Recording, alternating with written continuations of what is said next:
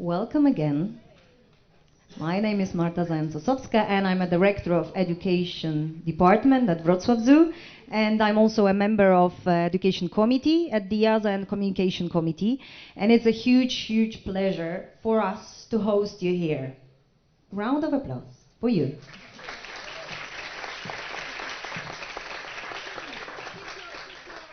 The agenda of this session is that I would like to present a really important guests.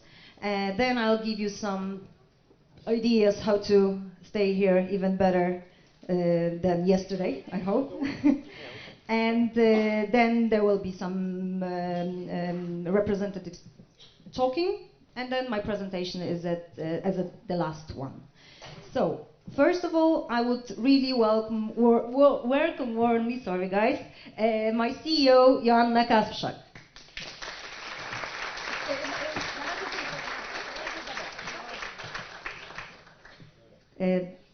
The other very important person for me is Mirosław Piasecki, the director of breeding department. We also have a special guest, the representative of municipality education department, Ewa Szczęk.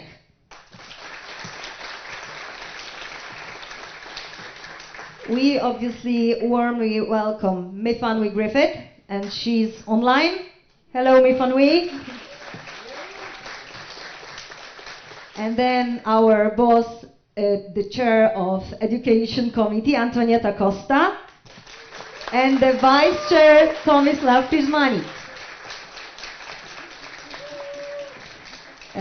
Last but not least, a great team that was supporting us, Laura Myers and Mirko. RCA.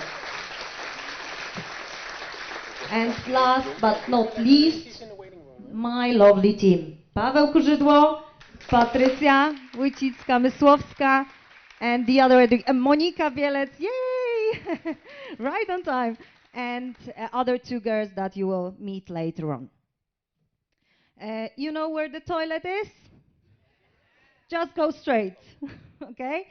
The program you've got on the app, we really kindly ask you to upload the app. There is a whole program, and we would like you to update your positions in that app. So it means if you are an educator, communicator, or director of department, or somebody connected to research. We really need it. We didn't put it in the first form, but we need it on the app, okay? The more you put, the better networking it will be. If you have any special questions or you need any pills for, I don't know, your headache or whatever, I'm always available for you. You can come to me and ask, and you can also write me a message on the app. Oh, and one person I would also like to welcome warmly is Dorota Szlachcic, the architect of the Africarium, and Dr. Leszek Solski. Where is he? Okay, because that's very important, because if you would like to know more about the whole Africarium building from the architecture perspective, I'm sure that Dorota can talk about that. And Dr. Leszek Solski, he's an expert of the history of Wrocław Zoo. So whatever you want to know, then he's also available. I don't know where he is, but I will introduce him later on. So, Joanna Kasprzak, please come and give some word.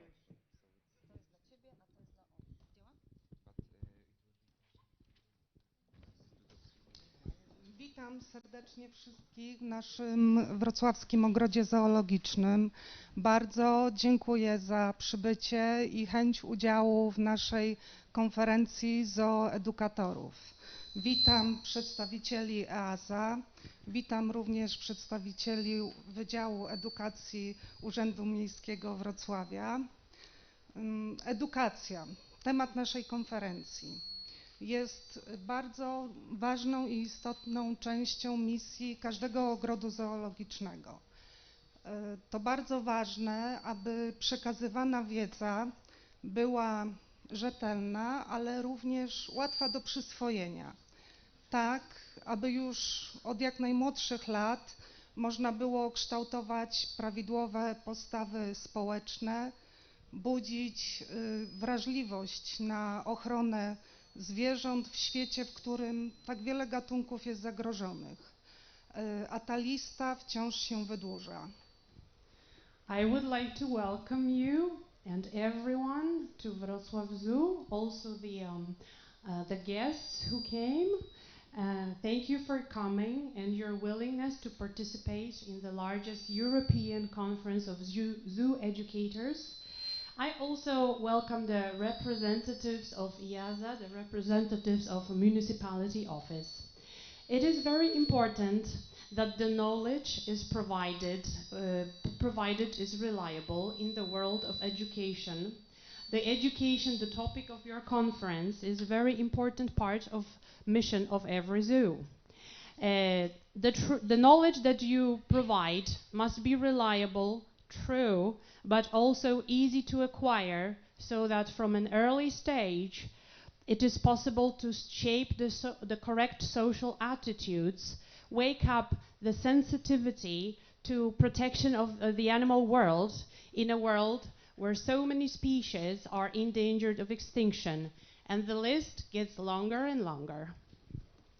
Ochrona bioróżnorodności w dobie degradacji środowiska naturalnego jest tym bardziej ważna i jest naszym nadrzędnym celem. To właśnie poprzez edukację możemy zmienić ten kierunek na lepszy. To wy waszą pracą najpierw lokalnie w swoich ogrodach zoologicznych, a następnie w rejonach i państwach możemy zmienić świat na lepszy. Rzetelna edukacja jest tym bardziej ważna i istotna w dobie wszechobecnego internetu. Internet jest narzędziem bardzo pomocnym, o zasięgu globalnym, ale również bardzo często jest wykorzystywanym do szerzenia wiedzy nieprawdziwej, niepopartej żadnymi badaniami naukowymi. To wy, edukatorzy, bierzecie na siebie ciężar bardzo ciężkiej i trudnej, żmudnej pracy, aby zdementować tą fikcję. Z tego miejsca bardzo serdecznie wam dziękuję za wasz trud i wkład.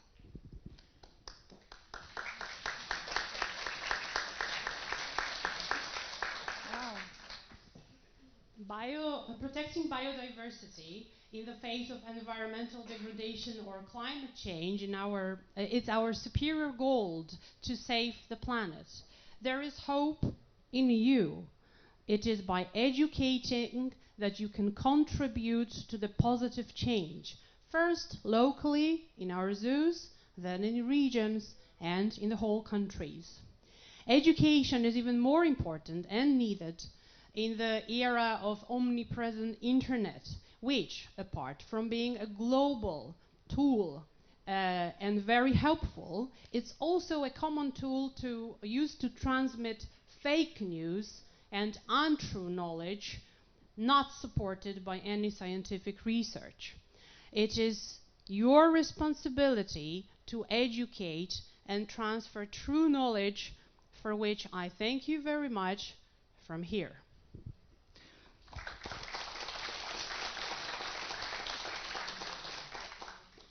Szczególnie z tego miejsca chciałabym podziękować całemu działowi edukacji naszego ogrodu zoologicznego, zarówno za organizację tej konferencji, ale również za waszą codzienną pracę. Marta, Paweł, Patrycja, Monika, jesteście wielcy. Kończąc, życzę państwu wielu miłych wrażeń z pobytu w naszym ogrodzie zoologicznym, w naszym pięknym mieście Wrocławiu. Życzę wam również ciekawych obrad, spotkań oraz wymiany doświadczeń, które na pewno przełożą się na rozwój edukacji. A po wczorajszym wieczorze, gdzie daliście się poznać jako ludzie otwarci, kreatywni i pełni pasji, nie wątpię, że tak będzie. Dziękuję.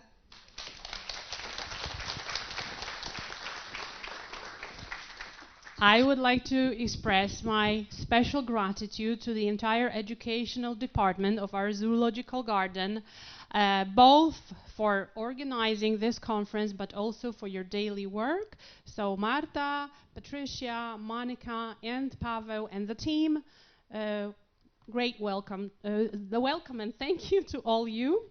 I wish you fruitful deliberations, interesting meetings. As I look at the program of the conference, they appear so.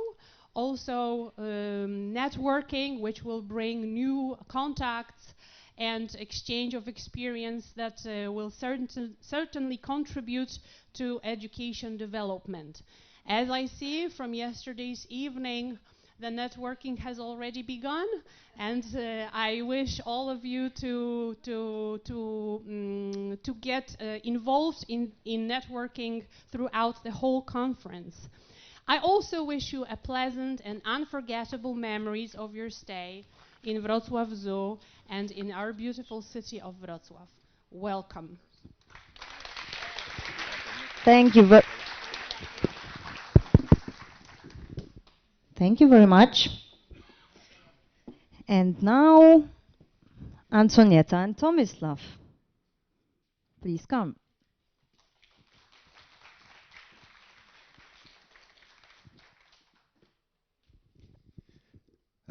Hello everyone, I'm really glad to see you here, and I'm really happy to see many first-comers. So big applause for everyone who came for the first time to the conference.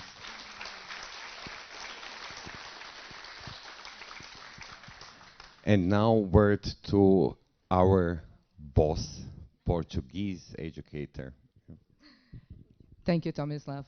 So, and my words are the same, because I'm very happy to see old faces, but many new faces here, and faces that I only met on the screen, because the last, 4 years. Oh, the last time we see each other was in 19 in Skansen. So a long time, 4 years now.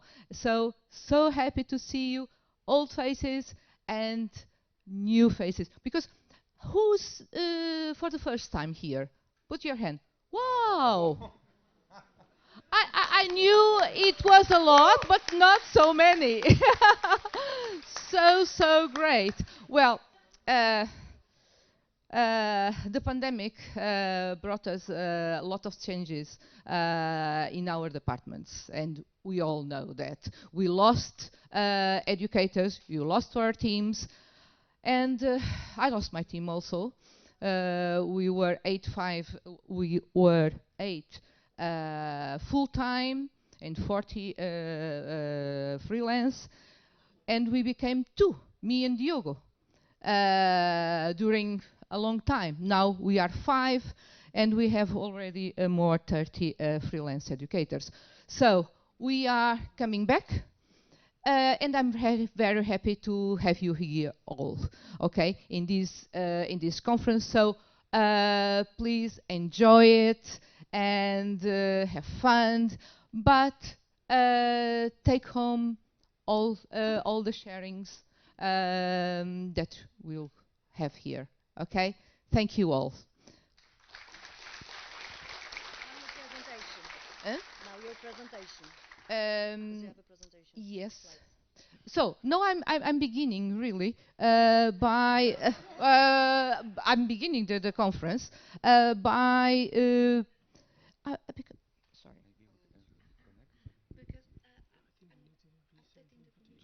So you don't want to have a presentation? No. For sure? That one? I want, but I thought it was... Can we do it now because we're waiting for Mifanui? Ah, okay. Okay. So sorry, technical issues. Technical issues. So I don't need this now. Because we are waiting for Mafeni to come. She's there? She's online? No. It's better with Mafeni than... Mafeni Griffith. Our... Prosimy Państwa tam, którzy nas obsługują, o włączenie. Okay, technical issues, it happens. Just a second, Mifanwi. Do you hear me? It's not stable. Nie, internet jest niestabilny tutaj. Ja już udostępniam z komórki teraz. Ja z komórki udostępniam. Ale jak jest tyle ludzi i używają sieci, to jest... Może wyłączą, niech Wi-Fi wyłączą. No bo jest niestabilny. Ja mam z komórki to idzie, ale ja pracuję na tym normalnie. Tylko, że tu jak są mury... A może byśmy zrobili tak, że wyłączą Wi-Fi wszyscy teraz w telefonach, żeby obniżyć używanie sieci. Guys, we have some internet problems. Can you please turn off your Wi-Fi? So then it might be better. Ja wyłączę zaraz. Wyłączę, nie? Zobaczymy na tym łączu, bo mi to też przez ścianę nie przechodzi dobrze. Dobra, wyłączam router, idzie z Wi-Fi lewo na gość. Dobra? Sprawdźcie jeszcze tylko Wi-Fi. Ale czy to jest mój komputer? Jeszcze dalej wisi jako moja komórka? Dobra. It will work. You will manage to stay for another few minutes offline, I hope. Do you see us, Mifanwi? You can hear us.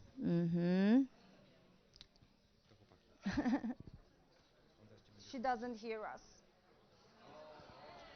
Okay, we see you on a full screen. Oh, yes, we hear you. We hear you. Okay, thank you, Mifanwi.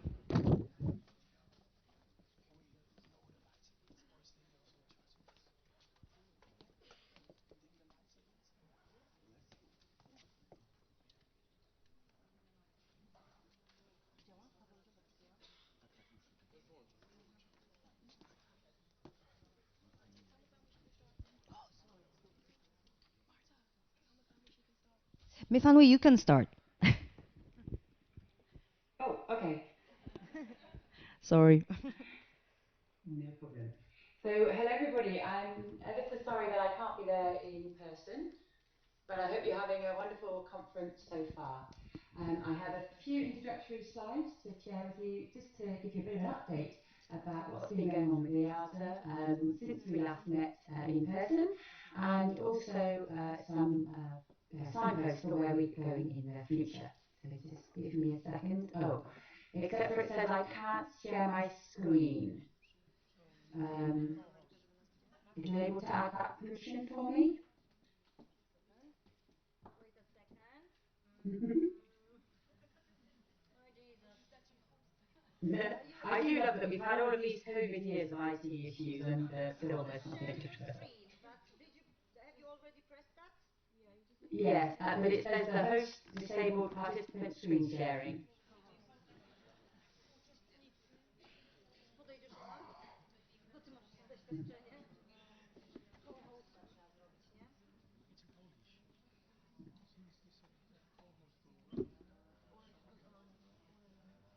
Should work.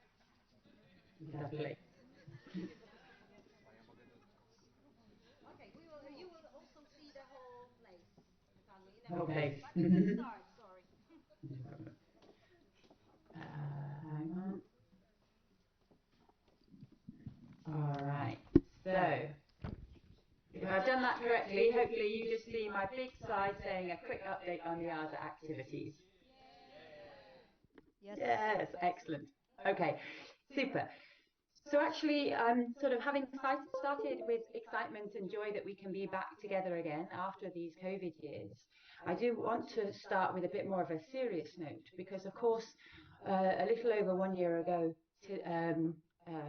the war in Ukraine started, and I wanted to just take a pause in my presentation here to thank everybody that has been so generous with their money, but also especially from some of our members as well in Poland, Czech Republic, etc., with their time and effort in supporting our colleagues in Ukraine.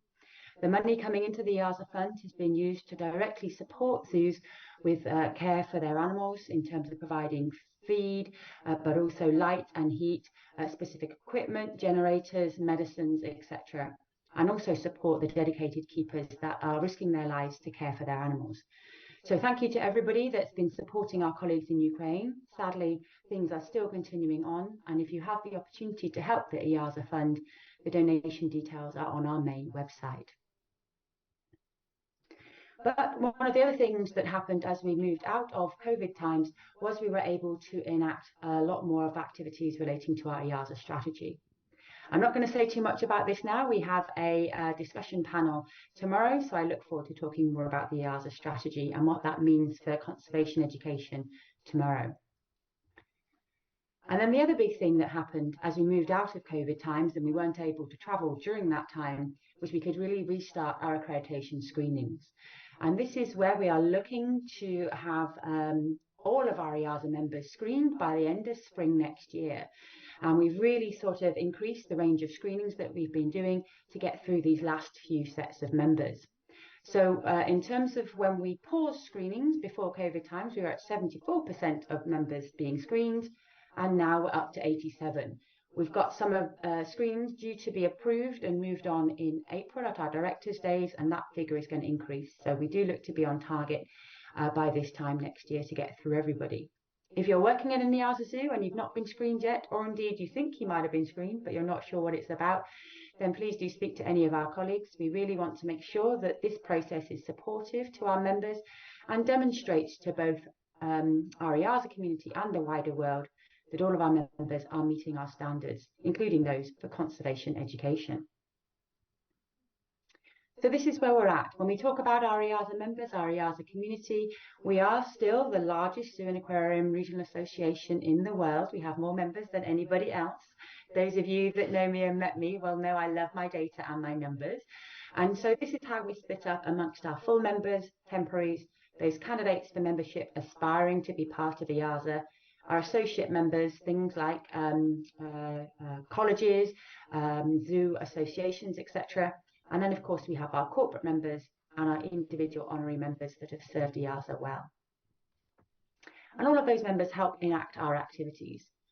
And one of the activities that I wanted to share with you all today was our EEP pages.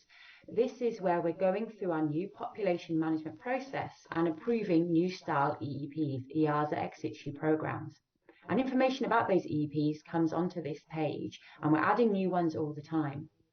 And as educators, this is a really valuable resource for you to go and find information about these species if you're looking to put information on your signs or in your presentations throughout the zoo. But the other really nice thing as well, so for example, if we pick our European pond turtle here, it gives you information about who's managing that program in EAZA, the IUCN red listed status. But also, if you scroll down that page, part of these new style EPs is to identify the different roles for each of those species programs. And for our pond turtle here, you can see there are both direct and indirect conservation roles identified for that program. These roles vary between different species, but the key thing, and the reason I picked this one, is that one of the direct conservation roles is conservation education. You can see it, the fourth bullet point down there. And this is where, as EAZA, we said there's a specific role for conservation education to raise awareness of this species. And so this is a really useful thing we want to encourage our educators to be aware of and use, and to sort of especially promote and think about education initiatives involving these species with conservation education roles in your zoos and aquariums. Also, of course, as we know, conservation education doesn't like to sit in one single little box. It's spread throughout our activities. And you'll also see there that the indirect conservation role of rescue says that there's also a role of education there as well. So these EEP pages are a really valuable resource for you to find out about our programs and the specific areas we'd like to focus on for some species for conservation education. And if you needed more information, further down that page, it gives you details like program numbers, highlights, places you can go for extra detail. The other area that I find really useful for information is our interactive conservation database map.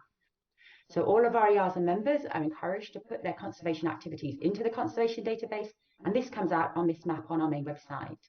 And you can filter the projects, as you'll see, by year, by member, or by species, by continent. And this can be useful if you're looking to highlight conservation projects amongst your visitors or connect with conservation projects between maybe your institution and another one. Or, for example, if like me, I'm a big fan of pigs and peccaries, you can search by that species and see other sorts of conservation work that's going on for that species. Or, if you want to be nosy and say, I wonder what Rocklove is doing as their conservation work. What have they put into the conservation database? And so you'll see here that they've got 27 projects that they've entered into the database. And if you click on the different projects, again, this is where you can see that top one there, that African Manatee Research, Education and Conservation Project, has a specific conservation education role. So again, this is a really useful way to find information and to connect on our conservation activities to really strengthen our cooperative work together. And all of that information in the conservation database enables us to produce infographics like this. So this is where we were in 2020. We dropped a bit because of COVID times. And when we looked to have the conservation activities in 21, we really did see that knock-on effect. However, although the values are lower than before, they're still actually really important, significant, and demonstrating that even when our zoos and aquariums were going through really tough times with no visitors, they still prioritize conservation actions across a range of species and all over the world. We're collecting all the data from 2022 at the moment. Your conservation contacts in your zoos and aquariums should be busy adding data up until the May 1st deadline, and then we'll have a new infographic for 2022. And this also enables us to create comparisons across the years. And as you'll have seen, up until COVID times, we were increasing our number of members adding data, the partners we're working with, the species we're supporting year on year. And so I feel like these are really valuable tools for not only EAZA to demonstrate the conservation work we're involved in, but also for you as individual institutions and educators to get the message out about the wonderful conservation work zoos and aquariums can do. I wanted just to have a short slide on our EAZA 21 Plus, our campaign. I know my colleague Alice Albertini is in the audience somewhere today and will be giving some workshops and sessions on this. So I'll leave Alice to tell you more about our campaign and the education aspects that are vital to it as well. Of course, for somebody like me that loves my data, I'm always going to highlight our Journal of Zoo and Aquarium Research, and EAZA had its 10th birthday last year. We continue to offer this open access publication, 4 issues per year, and there are conservation education relevant articles in there. I would absolutely encourage everybody to submit their research as well. We really want to get the work of zoo educators and aquarium educators out into the research world as well. It's not just about species, it's about the work that you do too. So please carry out that research and look to submit to EAZA and share it. The other publication I wanted to highlight was our what we're calling EAZA book. And this is a publication that contains a really nice summary of all the different areas of work that EAZA does. It's there as a complete package to share with members of the board or local authorities to demonstrate what EAZA does, what you do as an EAZA member. And we do have a specific chapter all about education in the EAZA Academy. All of these chapters are standalone PDFs as well on our main website. And so if you're representing your zoo at an event, or you need to talk to stakeholders or potential funders about what you do and how you work within EAZA to help support conservation education, this downloadable PDF gives a really nice summary of what can happen and a really useful resource that I hope you find helpful as well. Keeping up to date, of course, you can do that through our main website and the latest news page. But of course, I don't need to tell our educators all about staying up to date on the socials. EAZA is on Facebook, LinkedIn and Instagram. We have a range of different activities there to promote the work that we do. But also, of course, please do tag us in your work, because we like to cross-populate those different platforms and again, really promote the wonderful work that you're doing. We also encourage you to be part of our Proud Zoo People. This is a special feature on Instagram, and I know there's going to be some of you in the audience who I've already seen and read about why you want to do your work in the zoo, and a little sort of insight to kind of encourage people to see the diversity of roles that you can play when supporting zoo and aquarium and conservation. And of course, we do also have our member takeovers. Alice is helping out with managing Instagram at the moment. She's probably looking a little bit scared that I'm going to direct all of you to her today, but she's definitely one to have a chat with if you'd like to help us work with you to help both of our platforms improve and increase that reach. And if you want to keep up to date on what's happening within EAZA, we do have our monthly e-news. I know many of you all have signed up already, but if you haven't done yet, then please do email info@eaza.net and we can pop you on the e-news, and then you get a monthly digest into your inbox every month to give you a little summary of all the things that are going on EAZA and all the latest developments. When I'm talking about useful resources and ways to connect, we also have our range of infographics about what an EAZA ex situ program is and an RCP, a regional collection program, available in several languages. This came out actually as requests from both sides, from both our population management people, but also you as conservation educators looking to explain the population management work that we do. So they are available on our website. And we also have an EAZA communicators network for both education and sort of the more marketing communication staff, where we have quarterly meetings to talk about different topics around communication and getting the word out there in a unified voice. And I know we had a really successful communicators meeting talking specifically about conservation education and the way to sort of message that. So please do consider joining if you've not done so already. That is at info@eaza.net, and we can put you on that mailing update list. And last but not least, in terms of sort of sharing ideas and resources that I feel might be of value to you, we also have had some new EAZA guidelines published on reducing our environmental footprint, specifically guidelines on timber and guidelines on meat and soya, and these add to the guidelines on palm oil. I know these are kind of topics that you often get asked about a lot from the visitors while working in zoos and aquariums, and these documents are really helpful in terms of identifying where EAZA feels we should be going in terms of making sure that we are being sustainable with the work that we're doing. And I would also mention the supplementary background information document to support both of these guidelines. It is full of so much useful information. There's graphs, there's statistics, there's additional links. So, you know, if you've wanting to do a display or create some new signs or a presentation about the topics of imported deforestation and sustainable agriculture, there's loads of good information in that booklet. And all of those are available on the documents page on the main EAZA website. So please do go and use them if you're going to find them valuable to help get resources for those topics. And I think probably I might have gone a little bit over time. I hope I didn't talk too fast. It's difficult for me when I can't see the audience to check my pace. But thank you so much for listening. Have a great conference. I put a couple of slides there, the more greeny coloured ones, which was the conga at Skansen the last time we were in person. But already on the Hoover app, I saw some amazing dancing and singing. So it does look like you're already off to a great start. Thank you so much for letting me talk to you today. Sorry I can't be with you in person, but I'm sure you'll have a fantastic conference. Thank you, Mitvanui. Now you're gonna see us all.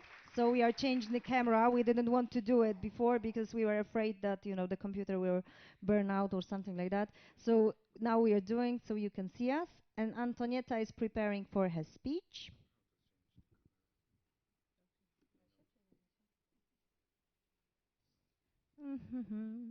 We're learning. We are educators. We learn all the time.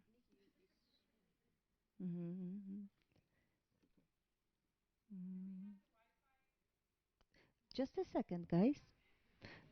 That's a detox.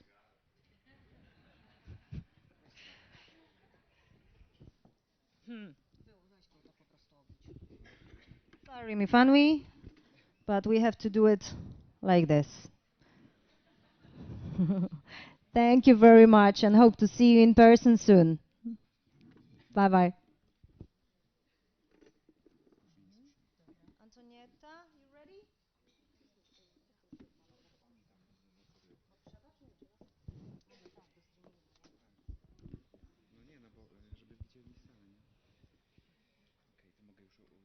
Yes, you can turn on your Wi-Fi if you really need it.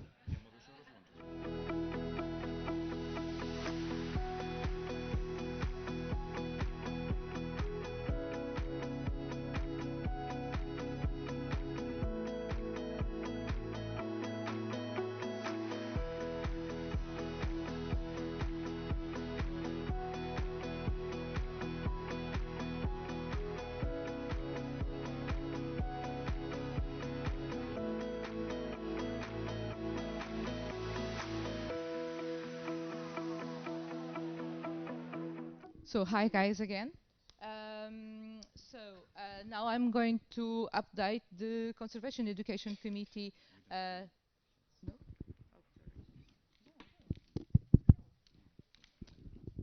I'm going to update you about the Conservation Education Committee tasks during the last year. So and although okay, sorry, I have.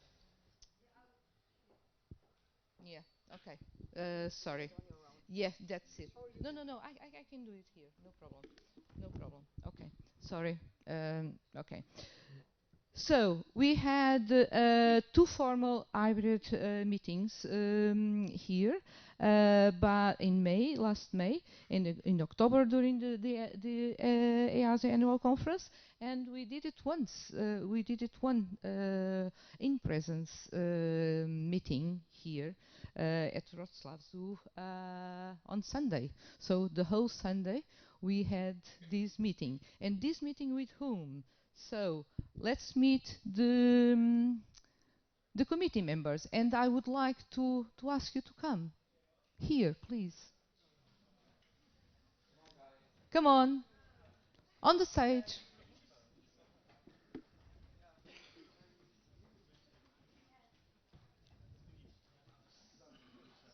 Yeah. Good. So. A song from the A song now. So you. Yeah. So this is the committee. The committee members are here. So I'm the chair. Tomislav is my vice chair, and my right hand and my left hand and everything. Okay. And Marta. I'm just Marta. I'm just organizing this conference. Just that. I'm Nikki. I'm from Nosy Safari in the UK. I'm Klaas-Jan from Beekse Bergen and some 3 other zoos. Hello, I'm Tanya from Opel Zoo in Germany. Hi, Katia from Italy. Hi, I'm Steve from Wild Planet Trust in the UK. Hello, I'm João from Zoomarine Portugal. Hi, I'm Noreen. I'm from Galway Glantaquaria in Ireland. Hi, I'm Leonor. I'm from Copenhagen Zoo, Denmark. Terve. I'm Marjo Priha from Korkeasaari Zoo, Helsinki. Hi, and I'm Christian from Nuremberg Zoo in Germany. Thank you, everybody. So we still have some other members that are not here. So like Barbara from Liberec Zoo. She will come, I think tomorrow, I think. Oh, today a bit later. So Eva from Northern Ask. I will talk about her. I will talk about her a bit later. So we have Elena Migunova from Moscow Zoo, and you know about the sanctions that EAZA has to Russia. So Russian members cannot be present in conferences, but they can participate in online. So, and Helena has been participating online sometimes, but it is what it is, okay? So, and we have Steve Nash here. Yes! This guy here is our animal program liaison. And why? Because we would like to have more education advisor in the tags. So if you would like to work with tags, contact this guy. I will pass your email. Your email will be shared. Okay? Are we going to do a solo now? Yes. Yeah. Okay. So contact Steve if you want to work, be an advisor in the tag. Okay. We have Andy Moss. He's not here with us. He's our visitor studies advisor. And I will. So we had some changes. Our long-lasting member from the committee, Martin Becker from Opel Zoo here, just stepped back. And we have our new Martin, that is Tanya. So I didn't put Tanya's picture here because you are not you and Stephanie were approved by the committee members, but I have to present it in Directors' Day and to submit to the council. So after that, I will put her picture here. Okay. So and we have another step down. It was Catherine from Hanover Zoo, and we'll have Stephanie from Hanover. No, oh, sorry. Stuttgart, sorry. Stuttgart. Stephanie from Stuttgart. She's the head of conservation and learning in Stuttgart. She's not. She was not being able to be in presence. She's in Belize in a conservation project. So, but she will next time. Okay, and we have another situation that was Georgina Spires from Attica Zoo. She quit the zoo, and now she's our researcher advisor. So she's not a member, she's an advisor. So we can have advisors even if they don't work in zoos. Okay, in the committee if they are specialists. So, and this is us. And we are here for you. So, and if you want help, if you need help, please contact us. Okay? Thank you. No, okay, thank you. So, and which are our committee goals? So, it's that supporting EAZA members in meeting the EAZA conservation standards. So who are aware of the conservation education standards? Who? Education conservation standards. Did you hear about it? Oh my God, this is bad. No. Only that big. Okay, we have to update very fast this. So I will talk more about this a bit later. So we support the integration of conservation education with the zoo and the aquarium community. And we improve the professional knowledge of staff responsible for education within the zoo and aquarium community. And we promote educational opportunities within other EAZA communities and specialist groups, for example, within the tax advisory groups, like I said before, with Steve Nash. So, okay. So, and the committee roles and responsibilities are through in-presence and virtual meetings, EAZA conservation campaigns, EAZA Academy supporting delivery of related training courses, the strategic log frame tasks, underpinned by the EAZA conservation education standards. So we recently updated the standards. The last version is from 2016, but there was an urgent need to update it because meanwhile we have the new world strategy. So who are aware about the new world strategy?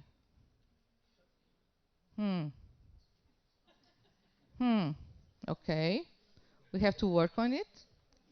Okay, you are educators, so please consult all this. Okay, because and now we really we updated the standards to be to be more according to this world strategy. The standards were already approved by the council, but still have to go to the AGM next April. So that's why we are not. It's not yet in the website, but it will be after Director's Day. Okay, and after Director's Day, when everything will be approved, we'll send emails, and it will be in the newsletter. So please consult of this, all this. And we are always in the we promote biannual EAZA education conference like this one. So the last in presence was in Skansen 4 years ago, but due to the COVID, so 4 years later we are here. Okay, so okay. About the conservation education standards. So like I said before, so they were updated now to be aligned with the World Zoo and Aquarium Conservation Education Strategy. So it misses only one approval by the AGM next April. What are they? So they are comprehensive standards all accredited EAZA members should follow. And here in the Education Committee is here to help all the members. So if you have any needs, please let us know. Okay. So what did you? So past events. So once we had no in-presence conferences, so we had these. Online conference, and it was a joint conference, an international one with the EAZA. So who attended the online conference? Okay. Good. So, and it was it was fantastic because we have almost 300 delegates from 55 different countries, and it was a virtual conference, 3 days in a row. I remember sleeping during these 3 days 2 hours a day. It was like that, and we had a crisis also, a famous crisis, because one of the group that was supposed to run a workshop, for 2 hours workshop, and from India, they didn't appear. So we had to step in very quickly, because online things are like that. So yes. Yes, because it was supposed to be here. This conference was supposed to be here 2 years ago. Yeah, that's it. That's it. So due to COVID, we postponed it, and then we decided to have it online. So Wrocław hosted, San Diego with the help of San Diego Zoo also, and we joined forces with the EAZA. EAZA, you know EAZA? Okay, the International Zoo Educators Associations. So it's the educational arm of EAZA. Okay. So, and we have representatives from the committee also in the World Environmental Education Conference held in Prague in last year, okay, with presentations and 2 EAZA members in the informal sessions. We had also presentations at the EAZA Conservation Forum in May 22 at Zagreb, hosted by Tomislav, and also at the Director's Day in Beauval in April 22. So in this year we'll be in Bergen, in the aquarium of that guy there. So he will be hosting the Director's Day. And yeah, so sorry. I need glasses, so yes, and very important, we had an online meeting with the EAZA Communicators Network to discuss the benefits and challenges of collaborative working for educators and communicators. So educators and communicators must work together because we cannot be alone. Never. Education, communicators, conservation must work together because we are work for one mission, and it's welfare, education, conservation. So we have always to work together. That's why the committee is so keen to have these kind of liaisons with other committees. So Marta, for example, is standing in the communications committee. Mario from Helsinki is standing in the conservation committee, and we would like to have yes, and we have plans to have more committee members in the research committee. So Marta and João are willing to and Tanya.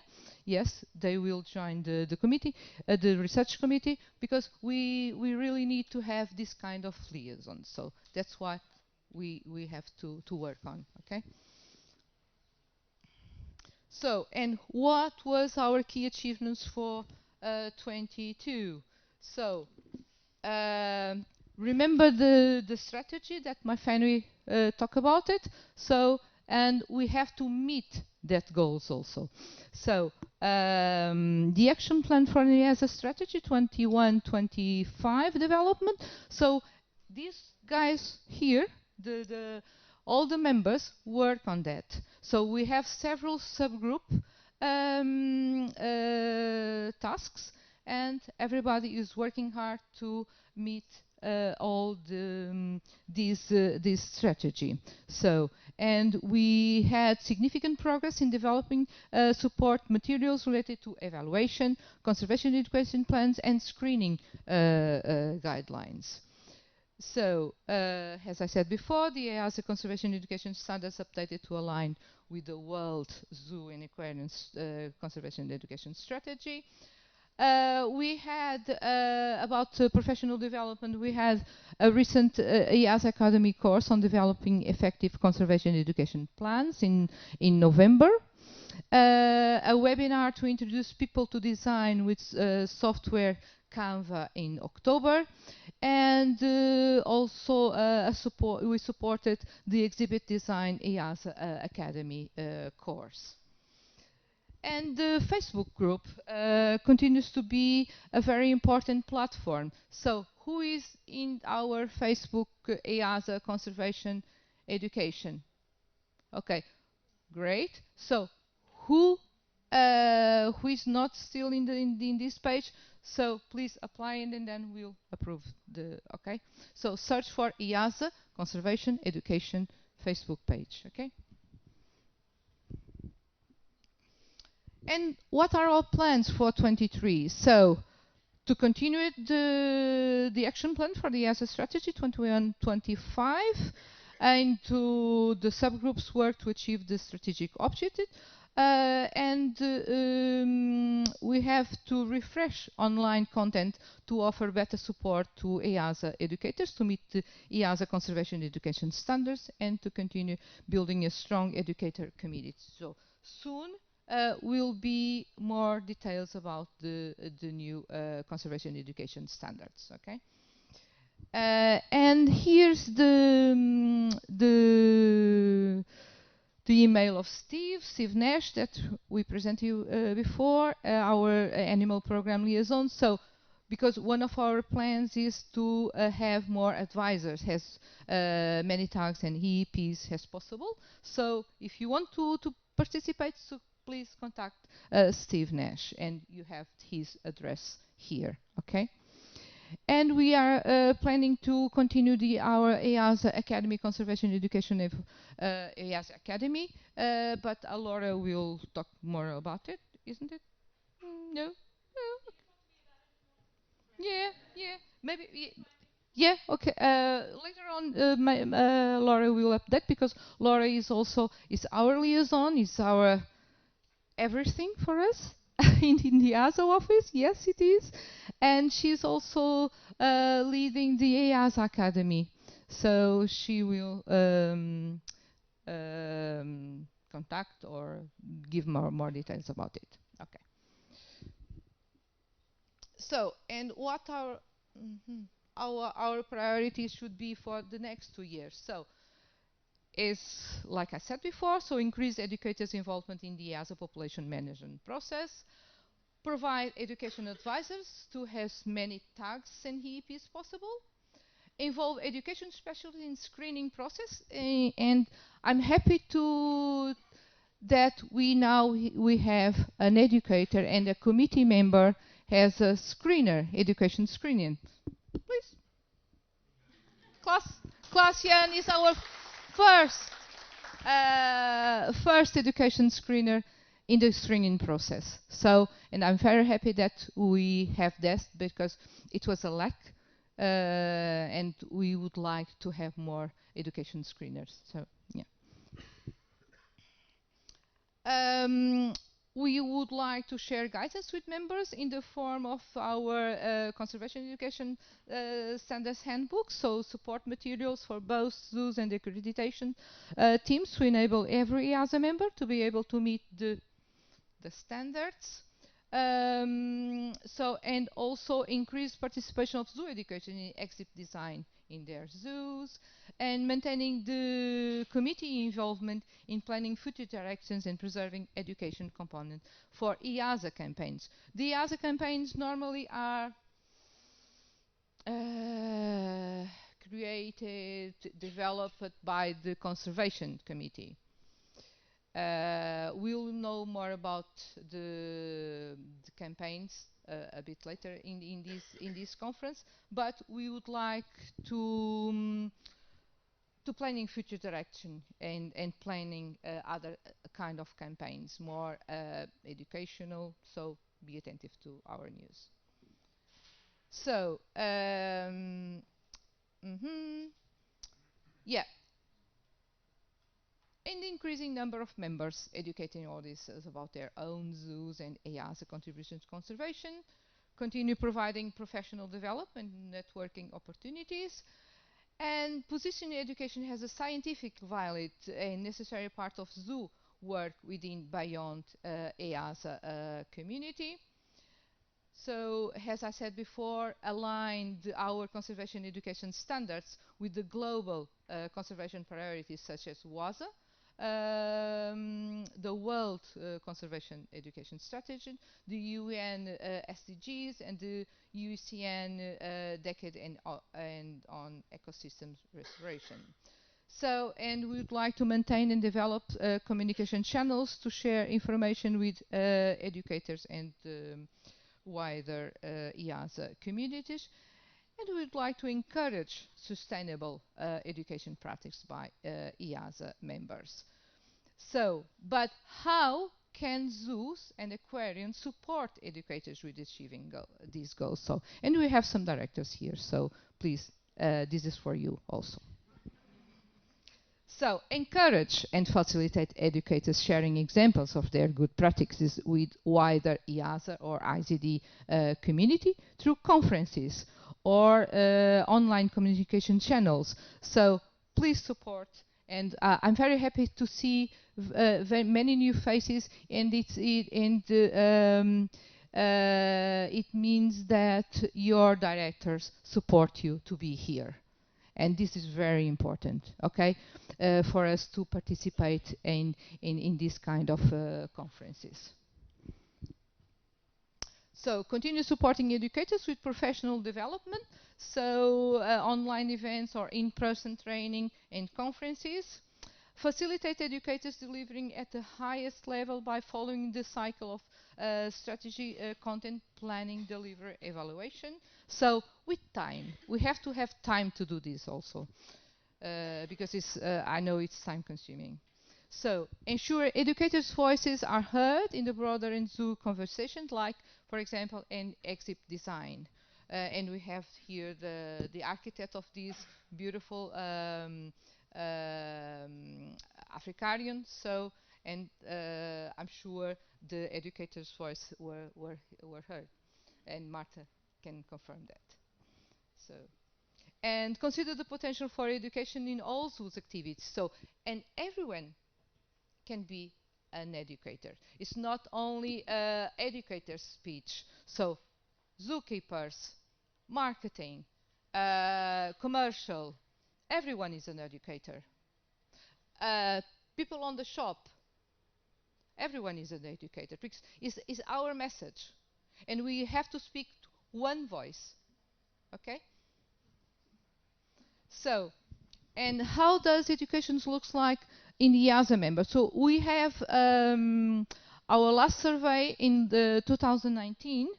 Now Laura updates some questions in the app.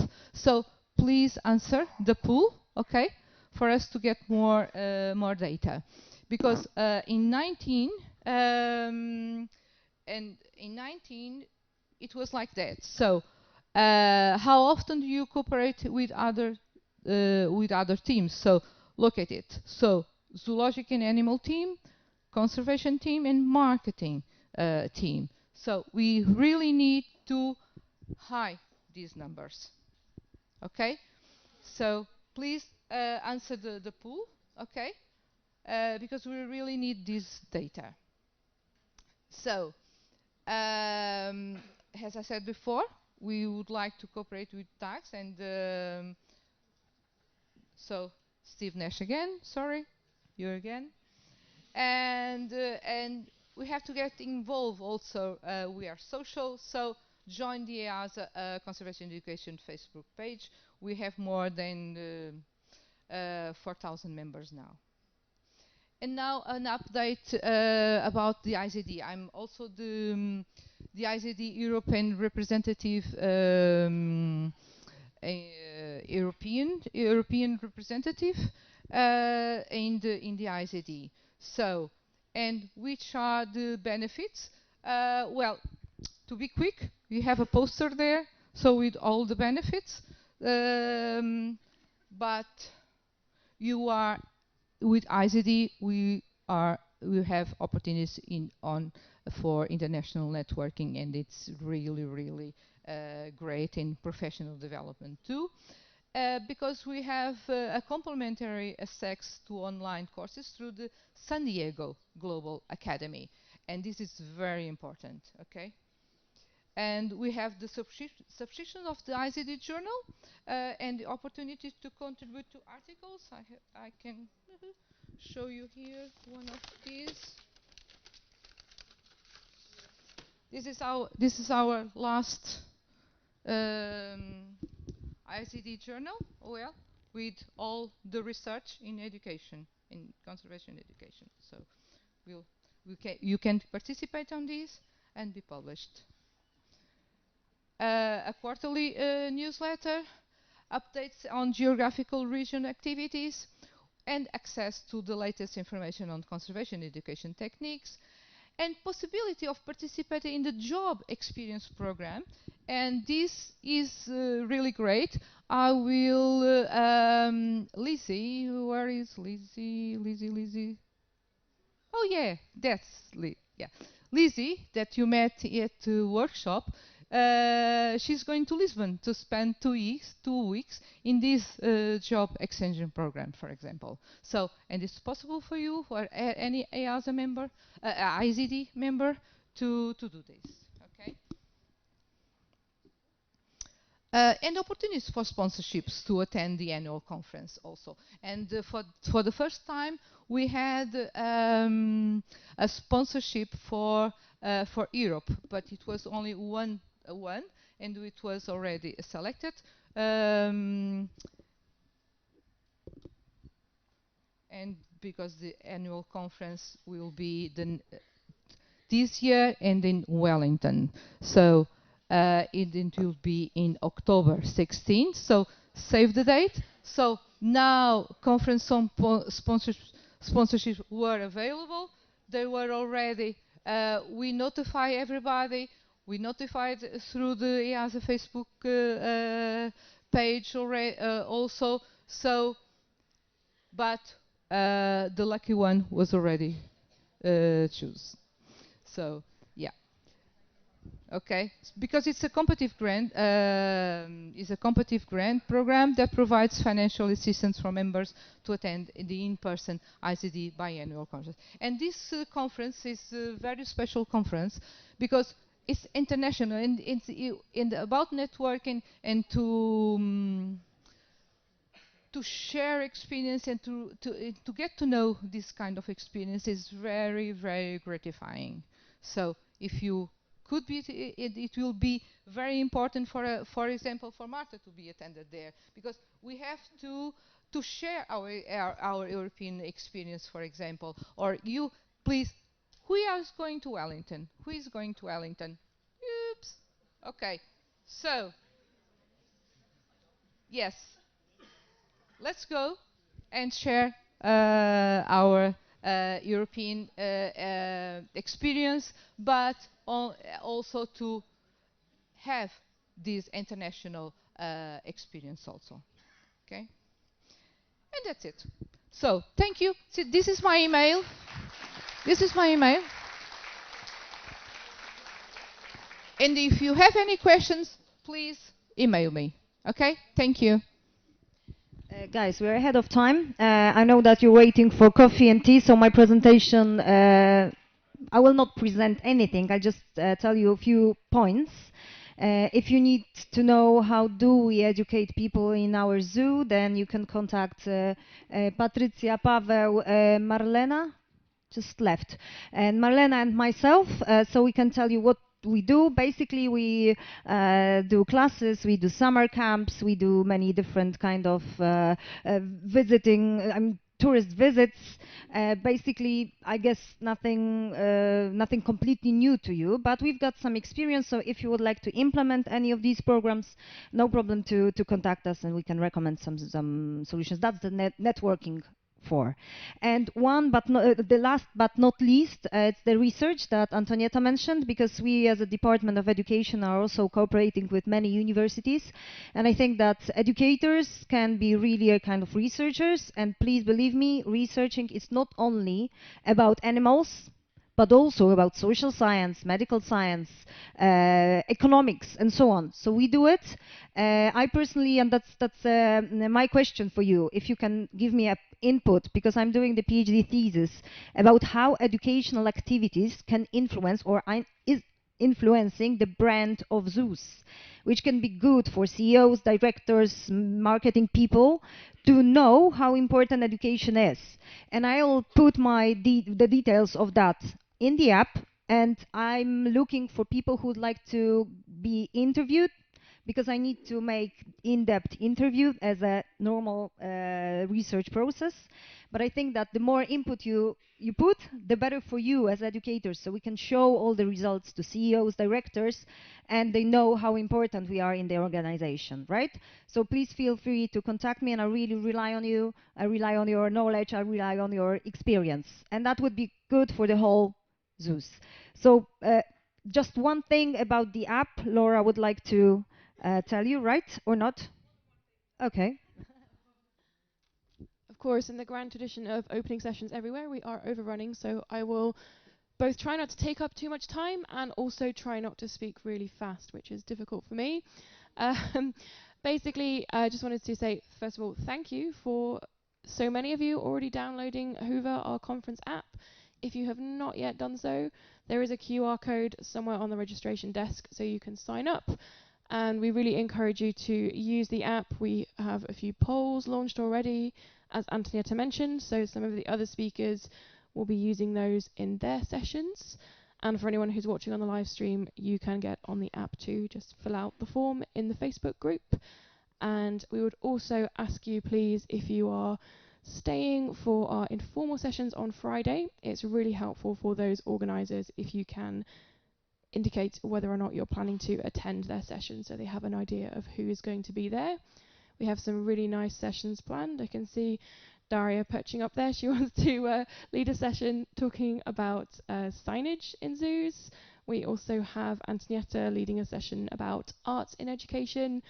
I will be, together with my colleague Alice, we have a session running our fun 21 plus game where you can have a chance at experiencing what it's like in other people's shoes, and we have opportunity to talk about the next EAZA conservation campaign. And yes, and I think, did I miss anybody out? And of course, yes, we have our drop-in session, which will be run by Lizzie and Becky, who some of you got to know in the workshop yesterday. So please do make use of the app. And also, just so you know, you can use that for questions and answers. If you see me on my phone, I'm definitely monitoring Hoover. I'm not doing anything else. So if you don't feel comfortable sticking your hand up and asking your question during the session, you can write it in the app. And also, if we run out of time, which clearly is a real possibility, or if you think of a really good question half an hour after the session, then you can contact the speakers directly, or you can ask your question in the session. And I think that is everything I had on my list. Yeah, I think we're just poster session to say what we're doing, that we're doing at the end, right? Yes. So we have a slightly less extended break now, but we do encourage you to use this time to take a look at our posters. And I think everybody said they knew where the toilets were. If you know where the toilets are, take a few more steps and you'll be able to find, we have a nice little exhibition space where you can find our posters. They will be there all week, but while we have a slightly longer break, we do encourage you to go and take a look. Thank you, Laura. And the coffee break is over there, and we're going to have a lunch in the restaurant. It will be closed only for us. And Dr. Leszek Solski is the person who can tell you more about the history of the zoo, so you can ask him whatever you want.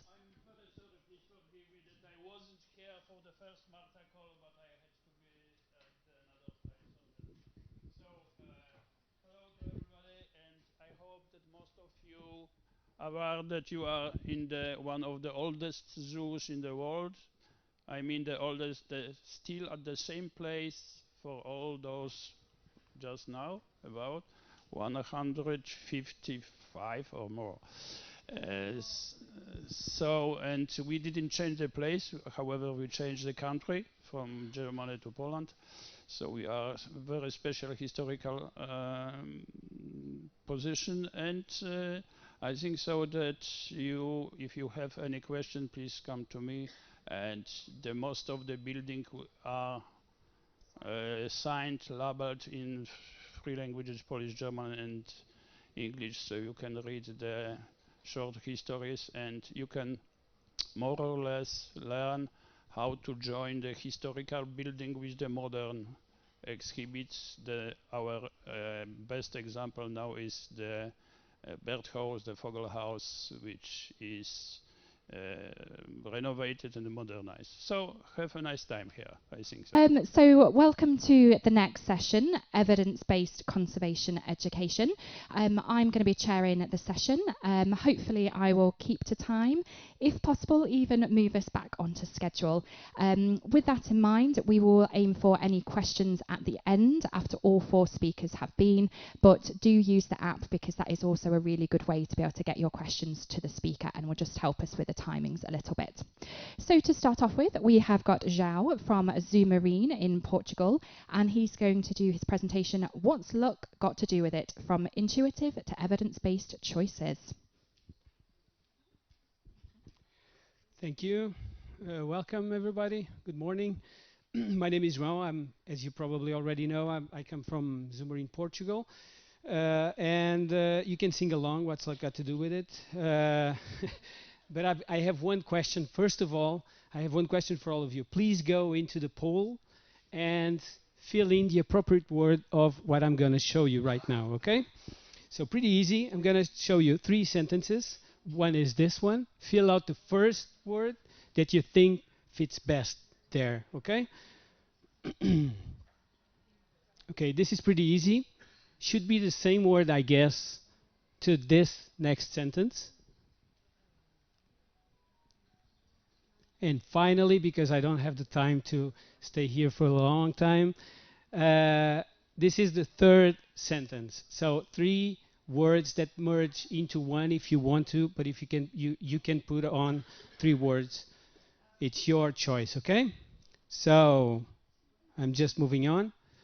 because most of you, and I don't know if you already wrote your words, hopefully yes, but many of you may have put the word education, I would say. I don't know, but it fits pretty well there, but the word is not education that I was looking for. The word is persuasion, okay? And what I'm trying to get is persuasion relates a lot with education. That's why some of you may have mistaken the word for education because persuasion is communication. Persuasion is an attempt to influence. Persuasion involves more than words, and it's not coercion. And finally, can reinforce attitudes. So these 5 sentences fit really well to let you know what persuasion is. And moving on, since I told you that persuasion really relates to education, you can look at the traditional model of persuasion and you can see that all the boxes fit perfectly well with what you've been doing for your entire professional lives if you're an educator since the beginning. So it works really well and it fits really well. And why am I telling you about persuasion? Because if I want you to get persuaded with my message, I need you to perceive my message and favorably evaluate the message. So you don't need to, if you block the message, I'm not being persuaded. And understand the message, and finally, remember the message. If any of these chains, this sequence is lacking, so I'm not getting back to you. I'm not being too effective persuading you guys. And you can all relate this to education as well, because we're communicators. This is like going to a candy shop. If I miss one of these chains of reaction, it's like going to this one and you're not perceiving the message because there's too many candies and you don't know which one to choose. Okay? And many times we educators do just like this. We give too much information. We're not being persuasive. So the background story behind this presentation begins with persuasion and begins with a presentation called Flying Colors that we have at Zoomer in Portugal. And it's mostly an entertainment from the visitor's perspective, is mostly an entertainment approach to the birds of tropical birds and so forth, but it's obviously also a chance for us to create some awareness and to put some awareness in our visitors' minds, and also to do some fundraising with the message within the script of this presentation.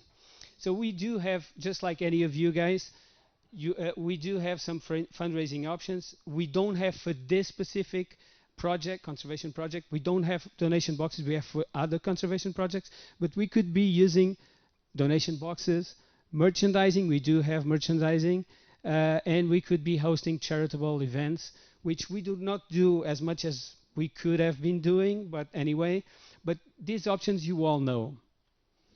But our strategy is somewhat different.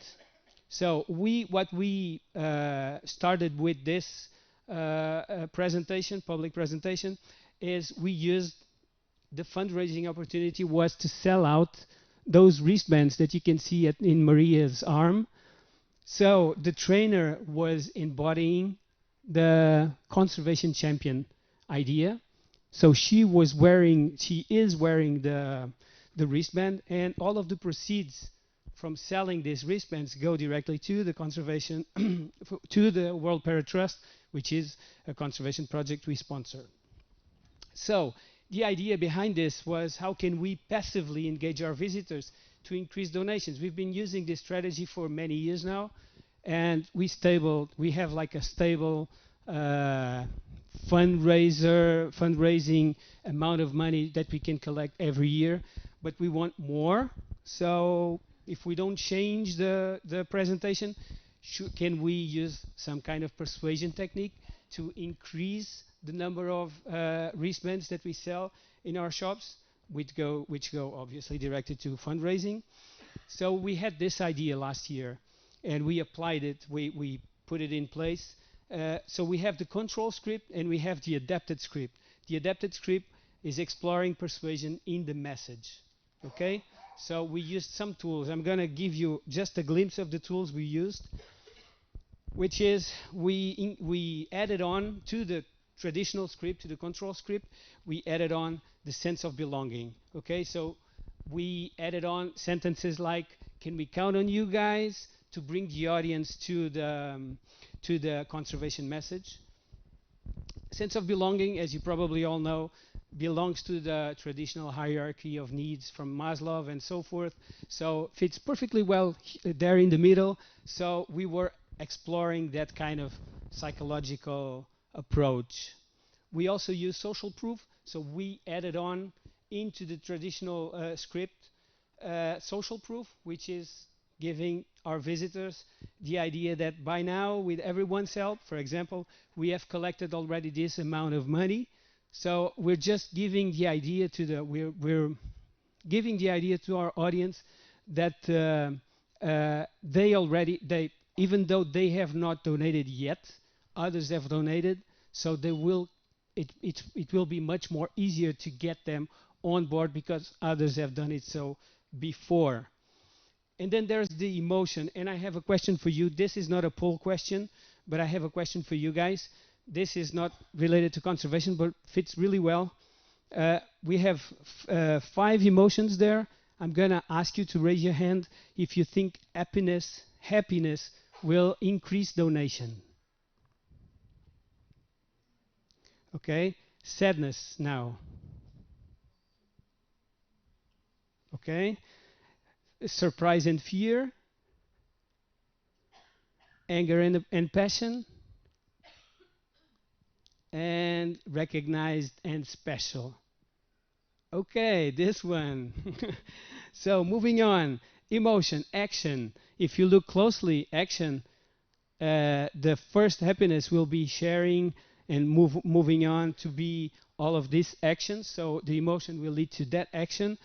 And if you look closely to the impact on the behavior, finally, you'll see that sadness is in fact the one that increases giving.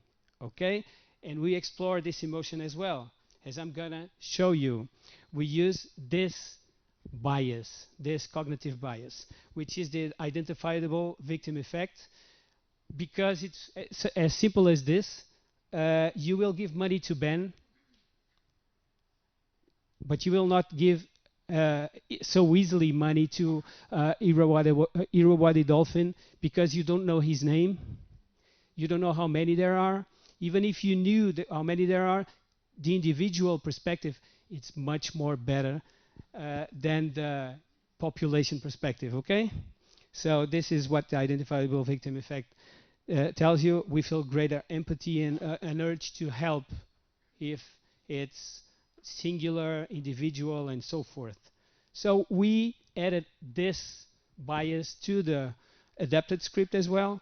And we say, just like this, so that birds such as papaya over here can get the help they so desperately need. So we added on this subtle nuance to the script. And so we started on June 15 last year, and it was finishing. We aimed to finish it on September 10. Okay. Meanwhile, in early August, I went and checked. This is myself. I went to the head of the marketing department just to check if the wristbands were selling. We put on the experience in the field, and my colleague from the head of merchandising, she told me that, well, all years before this one, we had a really stable. We were selling really stable, and now I don't get it. I don't know if I have enough wristbands to reach the end of the experiment, because there's something changing, and I don't know why. And that was the moment that I thought that, okay, this is working, because people are changing their behaviors. Once I do the control version or the adapted version, and there's like a trend going on. So it was working. So the results, they're intermediate results now because we're doing the experiment once again this year, and you will understand why right now, because the results were kind of surprising. As you can see, the control version was selling much more than the adapted version with the persuasion techniques. Okay? And we were like, what should we do right now? So we stopped and think about what we were doing. We realized that we were looking at 3 variables instead of 1, which is much more easier to control. And one of it was the message authenticity. Our trainers have been using the control script for like 5 years. So you will definitely see that the adapted version was not natural for them to speak about, okay? So there was an issue with the message authenticity. And also, we made a longer script adding on the persuasion aspects, okay? So our bad as well. And finally, we changed the wording from buying. If you buy this wristband, you'll be helping out this conservation project, to when you're donating, you will be helping out la la la la la, okay? So this turned out to be way less objective for our audience. And we need, if we want to be persuasive, we need to be really focused on what's the end message and action. So the next step will be improving the script this year. And we have now we've removed some of the variables in play, and we're now only exploring the identifiable victim effect. We removed the other ones, and the script is almost the same with a slight difference. And we'll see what goes on this year. But the side outcomes that I want to highlight is that we had a really good team involvement from the the tropical birds team. Okay, so explaining them that you should be adapting a script, it's kind of scary for them because they already have the script already in their mind, so it's pretty easy. And they have to manage the animals as well, aside from talking. So the team involvement was great. From the beginning, they were kind of afraid, but they stayed on, and they were really, really eager throughout the experiment to know what was going on with the sales and so forth. So the sense of belonging here, I would say that it didn't go to our audience, our visitors, but there was a sense of belonging, bringing the trainers to the project, to the research project, okay? And there was a spillover effect as well. The birds of prey team got to know that the other ones were already doing a research project, and they were like, João, are we next? Which was awesome. So the social proof within our team was pretty awesome, because the other ones saw, oh, they're doing, I want to do it as well. So we're changing the behavior from the structure of the company. And in a nutshell, to sum up, communicate simple and clear objectives to the teams involved. This is not aimed for the visitors. This is aimed for changing the way your research gets, gets embraced by the teams that you depend on, okay? And this is kind of difficult for us at Zoomarine. And find the lowest common denominator and adjust to it. This means that most of our trainer teams, fortunately for us, are really in tune with conservation.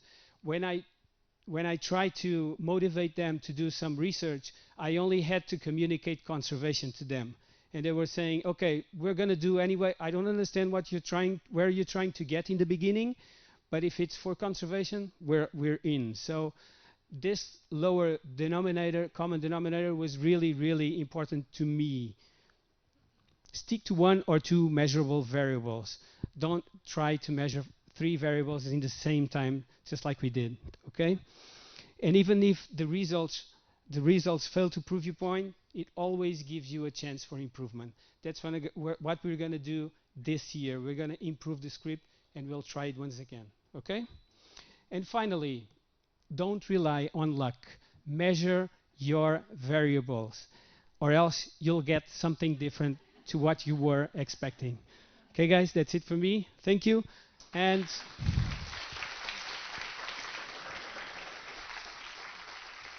there are 2 questions for you guys in the poll, hopefully. So please do answer them, okay? Thank you.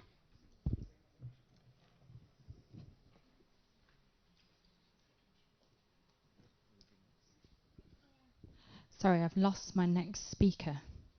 Oh, there you are. Okay, fantastic. So like I say, we will do questions at the end if there is time.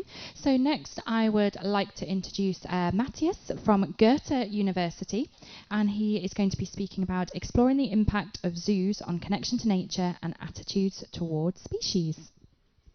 Thank you. Hello, my name is Matthias Kleschwies from the Goethe University in Frankfurt, and my presentation is not playing yet.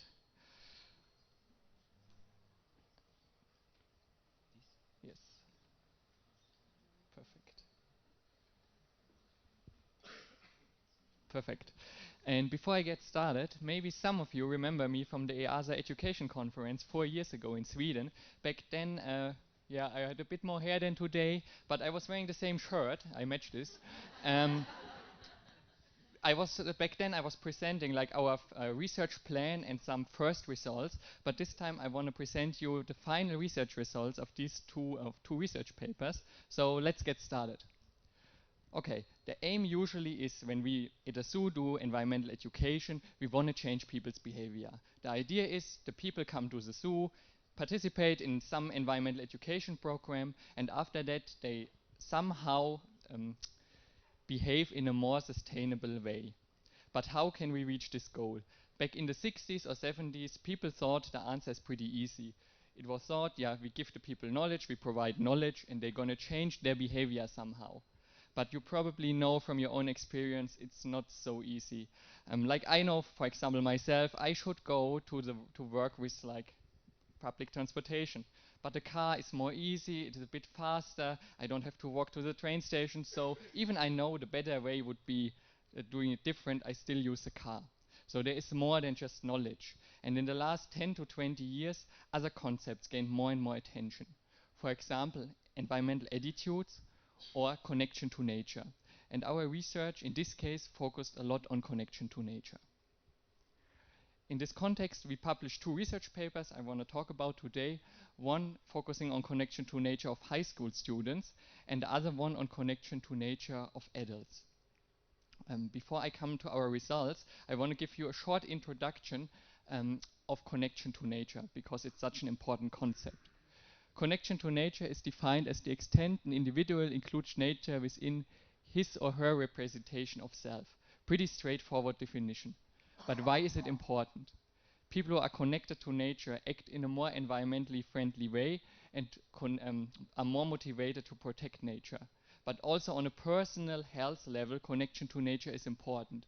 People connected to nature live a better life with greater happiness and are overall more healthy. Okay, when connection to nature is so important, is there a way we can measure connection to nature maybe for our education programs in the zoo? And there is the inclusion of nature in self-scale by Schulz I want to show you. Is a single question. It consists of 7 circle pairs. One of the circles is always labeled with me, the other one with nature. And the question is, how connected do you feel with nature? Please choose the picture which best describes your own relationship with nature. Maybe you can do it in your head for a second. Did somebody choose A? Okay, perfect. As zoo educators, you should be more upper, and I hope we always hope the students or the zoo visitors too. I was pretty skeptical when I saw this scale for the first time, but it seems to really work well. Like the literature is pretty clear. The scale is like a proven instrument and works very, very well. Just for clarification for the rest of my presentation, when I talk about low connection to nature, I talk about people who choose these first 3 circle pairs. I hope nobody here. Medium, I talk about the middle circle pair, and high connection to nature about these. Okay, let's jump to our research. What did we do? Our first research question was, can a guided zoo tour increase high school students' connection to nature? First question, why did we choose high school students? And you probably know from your own experience as zoo educators, high school students, 15, 16, 17 years old, they're not so interested in zoos and they're not so interested in animals. So we thought this group could benefit most from a guided zoo tour. The other reason is the same is for connection to nature. Smaller children, totally connected to nature, easy to motivate for nature, but when they turn like into puberty, the connection to nature decrease pretty sharply. So we thought it's a good group to do our tours with. Okay, what did we do? We offered 1-hour guided zoo tours at the Opel Zoo in Kronberg, our cooperation zoo. Before the tour started, we measured connection to nature using the circles. We could have just measured connection to nature after it and see if there's any effect, but we wanted to know if small add-ons to the tour, like 10 to 15 minutes long, could like increase or change the effect. So we had a control group, they really got just a guided tour. Then we had groups who got like the tour, and after that we feeded the meerkats with them. Some groups were allowed to feed and touch the giraffes. Other groups had a talk with the zookeeper where they could ask their questions. Some groups were allowed to have a small look behind the views of the elephant enclosure, a place where usually visitors cannot go. And some groups go in the petting zoo, were allowed to feed and pet the goats. After this, we measured connection to nature again to see the effects. Okay, so let's jump to the results. What we can see here is first like the different setups here, the guided tour without any add-ons, the guided tour with feeding meerkats, guided tour and so on. It's always before, after, before, after, before, after, and split up to the 3 setups at 3 groups I told you, like low connection to nature down here, medium connection to nature here, and high connection to nature here. So let's check out the results for the low connection to nature group. And what we can see here, it doesn't matter what guided tour was applied, the students with low connection to nature increased in every setup pretty significantly. So this is a very good result because it shows that the most simple environmental education program you can probably offer, a 1-hour guided zoo tour, has a positive effect on students who have like a very low connection to nature. Really good result from a zoo perspective. On the other hand, people who come, or students who come with high connection to nature, show no increase in any of the setups. This 1-hour guided tour is not enough to further increase the connection to nature of these already very connected people. This is no problem, because our target group usually are the people who not come to the zoo, who very far away from nature. People who already connected to nature, who like already visiting zoos, already spending time in nature. It would be nice to increase their connection to nature, but our main goal lays here. The interesting differences you can find in the medium group. First of all, we can see that in the control group, where they just got a tour, we have a small increase. Feeding meerkats on the other side and the petting zoo show no increase anymore. So the result shows, for some reason, feeding meerkats and visiting the petting zoo has like a negative effect in these groups. On the other side, feeding giraffes, a very, very strong effect. Our data cannot show why these effects appear, but we can have a guess together. First, why did the feeding of the giraffes work so well?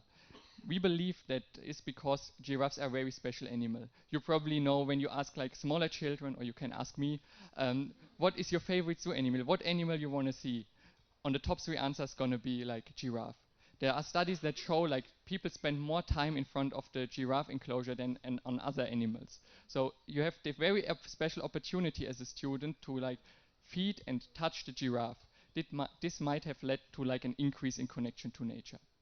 On the other hand, the meerkats are very, very like very well-known zoo animal as well. But the problem here were the living mealworms. Many students didn't want to feed, like the mealworms didn't want to touch the worms. Oh, so disgusting, I don't want to touch this. Like for me, the meerkats are so cute, they make cute little noises when you feed them, but like 50% of the students didn't want to feed them. Others had ethical concerns, like giving a living animal to like another animal to eat. Simulite is for like the feeding of the goats. The students didn't want to do it. Like they're 15, 16, 17 years old, and we tell them, hey, we have a special thing prepared for you. We go in the petting zoo, let's go. Yeah, like 50% didn't want to do it. So probably this was like a negative point out of the view of connection to nature. Okay, this was all about students now. We did a similar study with adults, like these students, they come to the zoo basically because their teacher decided, hey, we have a school trip to the zoo. Now we did a similar research with adults who voluntarily registered for guided zoo tours at the homepage of the zoo. And the setups looked a bit different. The guided tour without any add-ons, again, like similar tour to the one with the students. Then we have a special topic tour where like a special educator come with the tour and explain about the German forest in this case. And we had tours with feedings. And what we can see here first, indicated by the very thin line here, in these groups, people who voluntarily come to the zoo for a guided tour, almost no had low connection to nature. This group was very, very small. What we can see here for the high group is the thick line, already very connected to nature, but it seems for them who voluntarily come to learn, to experience, they really like get a small increase. What is a good result? Like for them, the 1 hour guided tour seems to be enough. And again, similar result as before, in the medium group, we see like the special add-ons can increase the effect. Okay, there's a lot more I would like to talk about, but the time is running. So I just want to give you like a small overview about what we're planning next at the moment. And I know you as a zoo educators, you want to evaluate your programs, but your main focus is of course environmental education. You want to make good environmental education programs, and if possible, you want to evaluate these programs. And from my experience working like with many zoos together, most of the time the problem is you not have the tools, the questionnaires for evaluating your programs. And this is why we in Frankfurt University working on like a questionnaire for zoos based on the EAZA education standards, where you can evaluate your education programs with.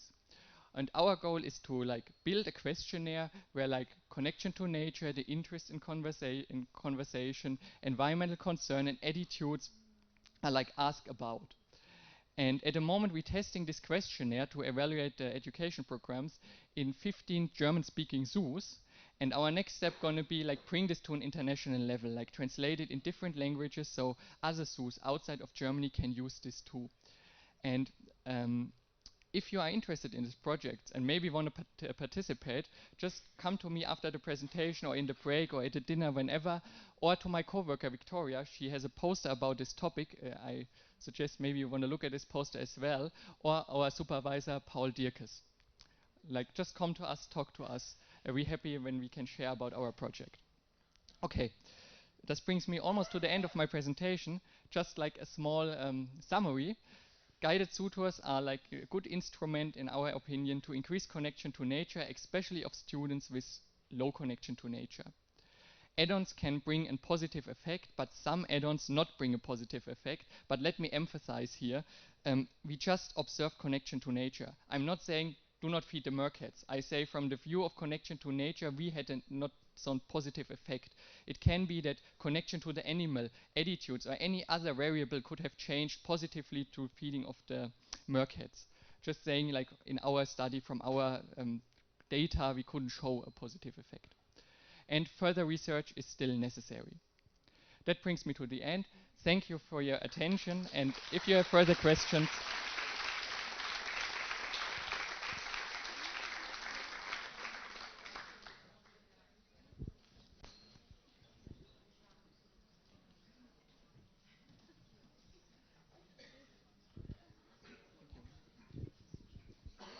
Fab, thank you. So next up,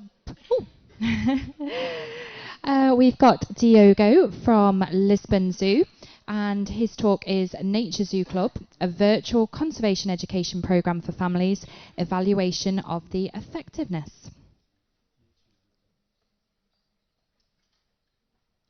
So, wrong microphone. So hello everyone, my name is Diogo, I come from Lisbon Zoo in Portugal. And as you can see, I'm going to talk about Nature Zoo Club, a virtual conservation education program we made for families. And specifically, I'm going to talk to you about the evaluation of the effectiveness of this program. Just to summarize a little bit the way in which we carry our educational mission at Lisbon Zoo. Our education is about, as all of you I think you do it in your zoos. It's about involving the people in conservation, helping them to empathize not only with biodiversity, but to make them know that they are part of that biodiversity. So that's really important for us. And how do we do it? By developing quality educational programs to all audiences that raises awareness, connects people to nature, and encourages sustainable behaviors. And obviously, we are always following EAZA standards. So we made the Nature Zoo Club with this motto, as you can see over here: fighting extinction, act local, think global. And this program happened in 2021. It was free for everyone, and it was completely virtual. It was meant for families, but we had also other groups participating. We had scouts. We had only people, the people alone without their families. They are all welcome. It was entirely in Portuguese. We had about 700 enrollments, and 300 of them were participating more actively. So the primary focus was to communicate our commitment to sustainability, and obvious to educate by promoting the sustainable behavior of purchase of products that had the forest sustainability certification. So our main theme was forest life supports. To do all of this, we applied a conservation model that that were developed by Zoos Victoria, which has these three stages: connect, understand, and act. So we were lucky to have this, and we applied this to our program. The first stage is about the connecting people to nature and to wildlife. In our case, about the forest wildlife. The next one, we have understand, so we can transmit all the useful info about animals, about the plants of the forest. And finally, the action, by providing them tools so they can act on their daily lives.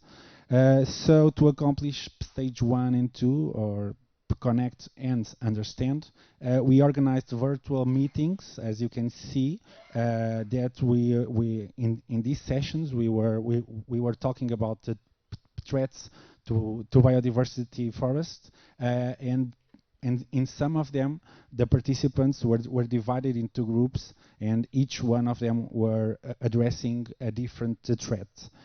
We also did some guided virtual thematic tours to the zoo, so people were at home and our educators were at the zoo talking to them on these virtual guided tours.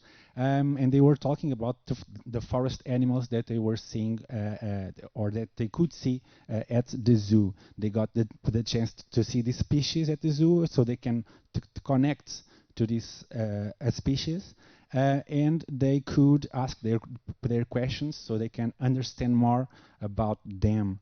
And finally, the final stage was it was focused on conservation actions that the participants can do on their daily lives, and to do that, we arranged some sessions with specialists from associations like WWF and the FSC, so they can give the audience some input about the positive impacts of these type of certifications. Besides this, and along all the program, we launched some challenges. We also had some pre-recorded videos and online quizzes, which allowed us to gather even more data. So we intended to evaluate the effectiveness in 3 different domains: the emotional domain, the cognitive domain, and about the behavior. So we carried out the study in 3 phases: a pre-program phase, a short term immediately after the program, and a medium term phase. It was held 3 to 5 months after the program. We applied several surveys. In each phase, we asked for evidence that they were completing all the challenges that we were promoting. All the surveys were applied virtually, and we also conducted some interviews with focus groups. So the results, to prove the effectiveness of the evaluation of the results, in short-term analysis, we could see that most participants that have attended more than 8 out of 10 sessions, so 60.5%. But talking about the challenges, we had 66.7% that were participating in 9 or more out of 11 challenges. So we were kind of surprised with these numbers. Comparing the results here in the short and medium-term analysis, we can see a little increase in the emotional domain, in the cognitive domain, and the behavior domain. But when we compare the results in the short term, the medium bar, and the medium term, we see a slight decrease on those domains, but it's not very significant. However, when comparing the pre-program and the medium term, we still have some increase in these domains. Another data that we could collect, as you can see here, and analyzing all the items we were assessing through the surveys, we came up with these outcomes. Talking about emotions, there was a mix of emotions. Some of the emotions reported by the participants were negative. So as we were talking about the wildlife threats that animals face in the forest, they had negative emotions, but also some positive emotions when they get to know that there was organizations such as zoos that were working on these threats and finding solutions for this wildlife. In the cognitive domain, we can see that the participants mentions the fact that they have learned a lot along the program, and as you can see in the indicator 8 and 9, we got a big increase in these items, where the number 8 stands for the orangutans, and some facts that we gave them about orangutans in a live visit to the zoo, and the other one about the wildlife threats that the people get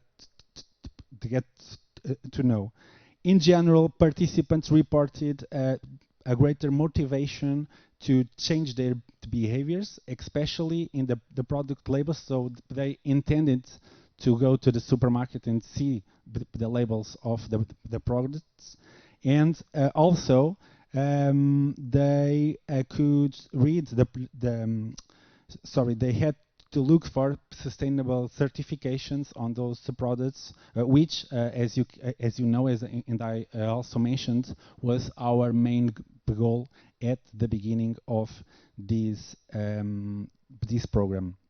So, as conclusion, we can see that this had an impact on a positive impact on our participants that are really reflected in the observed positive results. We also gathered some positive and negative aspects for this program. One of them, which was very positive, was the accessibility. We had participants from all over the country, even from abroad. We had some that were participating, especially in Brazil, which is the same languages, so they can to get to know this, and they were participating, even though not very frequently, but they were coming. The CUA model was very effective too, and the participants would like, they also mentioned that the diversity of challenges were a very good aspect. So the negative side, and if we make another edition of this program, we have to see the available time. So we, in some points, we saw that people didn't have the time to attend to all the challenges and all the guided tours that we made online. So we have to see that, and we need to have a face-to-face a program, so it would be easier to do some of the challenges and some of the activities that we were holding. So here you can see some feedback of our participants.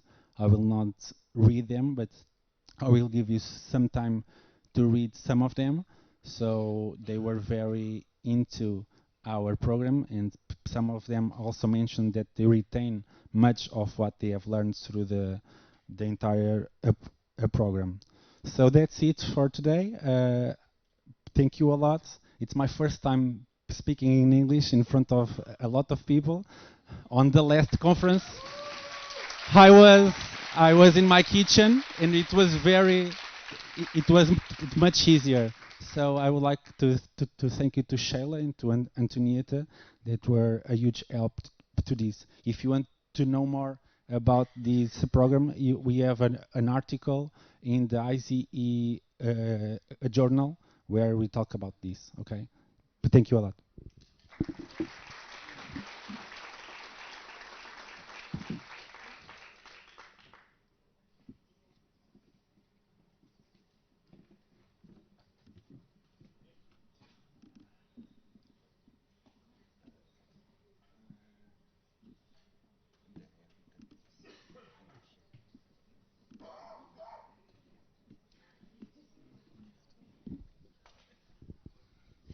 Fantastic. You'd never know that was your first time speaking in English. Fantastic. So the last speaker we have for this session is Sean from Chester Zoo. Activist Education, how Chester Zoo's conservation education programmes can empower a generation of young people to live more sustainably. Thank you. I shortened the title slightly because it wouldn't fit on the slide before. So yeah, my name's Sean. I'm part of the education team at Chester Zoo. My job title is Learning Operations Manager. Not the best description of what I do. It's actually I'm responsible for our schools engagement programs. So our work with young people from primary school all the way through up until university. And this morning I want to talk to you a little bit about how conservation education programs, particularly with school-aged children, can empower that next generation of conservationists. A little bit of a personal story though to start. 25, 30 years ago, I was that young person, visiting zoos, passionate about animals. My favourite animal when I was 6 years old were rhinos, and I talked to young people all the time about what are your favourite animals. The sad reality is a lot of those animals that those young people talk about, those rhinos, those giraffes, those orangutans, if things don't change, they're not going to be around by the time they're my age, because I'm ancient now. Or at least if they are still around, they're going to be around in a lot lower numbers. So we need to empower them, or the next generation in particular, to do something about it. And it fits very neatly into Chester Zoo's wider ambitions when it comes to our mission. So Chester Zoo's mission is preventing extinction. You can find all of this in a lot more detail in our Conservation Master Plan, which I definitely recommend you're checking out. There are two things in particular in our Conservation Master Plan that are relevant to what I want to talk to you guys about this morning, and that is empowering people and influencing policy areas for wildlife. We want to empower young people to live more sustainably, take actions and change things in their lives to benefit wildlife. And we want to influence policy areas. In the case of education, we want to make sure that conservation education is something that is taught in schools. Sustainability education is taught as part of the school curricula more so than it is currently. And we do that in various ways. One really nice way is through our conservation curriculum projects. And rather than talk to you about it and show you some pictures, I've got a really nice short video, which hopefully, if the sound's working, will nicely summarise. We took our children to the zoo. We had a day all themed specifically around the Songbirds project, which was great because that was a a fire starter really for the work that we were going to then do within schools. Really inspired our kids, so they came back absolutely buzzing. They had a variety of activities, from bird watching to creating bird feeders to exploring various resources in the zoo that they could then bring back to our projects. And we're doing great stuff there's really exciting stuff going on in school around music projects, around dance projects, around drama projects, art projects. Kids are preparing banners, they're preparing information leaflets to take out into the community to raise awareness about songbirds. We're going to have a flash mob which is going to incorporate the Singing for Songbirds song, which everybody's got in their head, and we're going to be culminating with a 2-day exhibition of all of our learning. So we'll be having work that will be displayed from the different aspects of the curriculum, and we'll also be having a variety of performances from the children, from puppetry to drama to dance to displays of digital media. And I think it's going to be a real opportunity to showcase what the children have done. I think the conservation message has been really important for them too, because that's something we've really taught critically and we've debated over. But it's given us a real good opportunity to look at culture. And in our world at the moment, I think when worlds are so different and cultures can provide us challenges, then we need to be critically thinking about that with our children in primary school, so they can challenge the world around them for the right reasons. We don't want to be mean to them, disrespectful to them, because us just going up to them and saying you need to stop this could be hurting their culture, and we wouldn't like it if they said you can't have Christmas anymore or you can't have Halloween. So we need to be careful with how we do it, like show them a different way to do it. It's sparked such creative ideas that will, I believe, make a massive difference. It's just been fantastic. So it was a very short video about a local primary school to the zoo, St Bernard's Primary School in Ellesmere Port. And this was actually a few years ago now, and it was linked to the Silent Forest campaign and talking about saving Indonesian songbirds. Our conservation projects at the zoo and the education projects that we run with school groups often overlap with the key conservation messages we're trying to talk about. So whether it is saving Indonesian songbirds, whether it's talking about sustainable palm oil, whether it's talking about UK native species, about actions people can take to reduce their carbon footprint, school projects will overlap. And ultimately, we want to change their behaviours. We want to increase their connection to nature. We want to give them the capability, the opportunity, the motivation to take action and change their behaviour. A lot of it based around the COM-B model for behaviour change, to empower them by giving them the agency, the self-efficacy, the skills, the knowledge to make a difference. And we've tested across all of our different education programs, whether it is our repeat engagement outreach, whether it is our curriculum projects where we're going into schools and embedding conservation messages across the curriculum. So not just in science, in maths, in English, in geography, in music, in art. They can learn about these subjects, but also they can learn about conservation too. And we've done a number of different bits of evaluation looking at this. We've used questionnaires where we've looked at using the inclusion of nature in self scale. We've done things where we've looked at asking them to give examples of what pro-conservation behaviours they knew. We asked them before the project, what did they know? We asked them afterwards.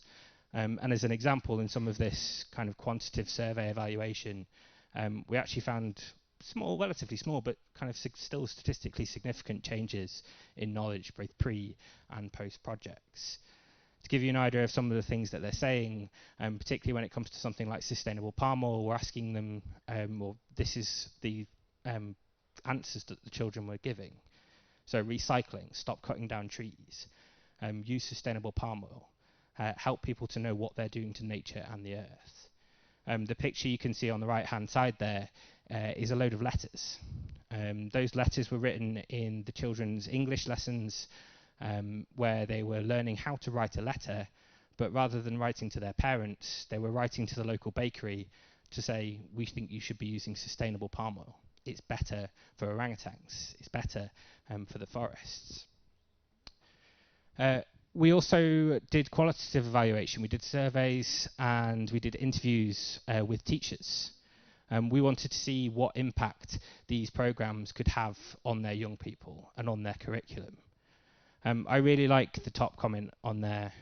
We created a little group of citizens that are bothered, that care, because they understand about these conservation issues. They understand that unsustainable palm oil production is destroying rainforest habitats and hurting those animals that they love, like orangutans, rhinos, elephants. Teachers, as you can see, didn't think it would be as deep as it was. It was increasing confidence in the young people as well. They were more articulate. You saw in that lovely video, you've got 8-9-year-old children going into shops, talking to people behind the tills, talking to people behind the counters about sustainability issues. One of the really, really nice examples is one school invited the managing director of Iceland. Aware with the European audience, Iceland is a UK supermarket. We're not talking about the managing director of Iceland, the company, Iceland, the country. They invited him in the school to talk palm oil policy. At the time, Iceland had just put out, Iceland, the supermarket, had just put out a statement about boycotting palm oil and that all palm oil was bad.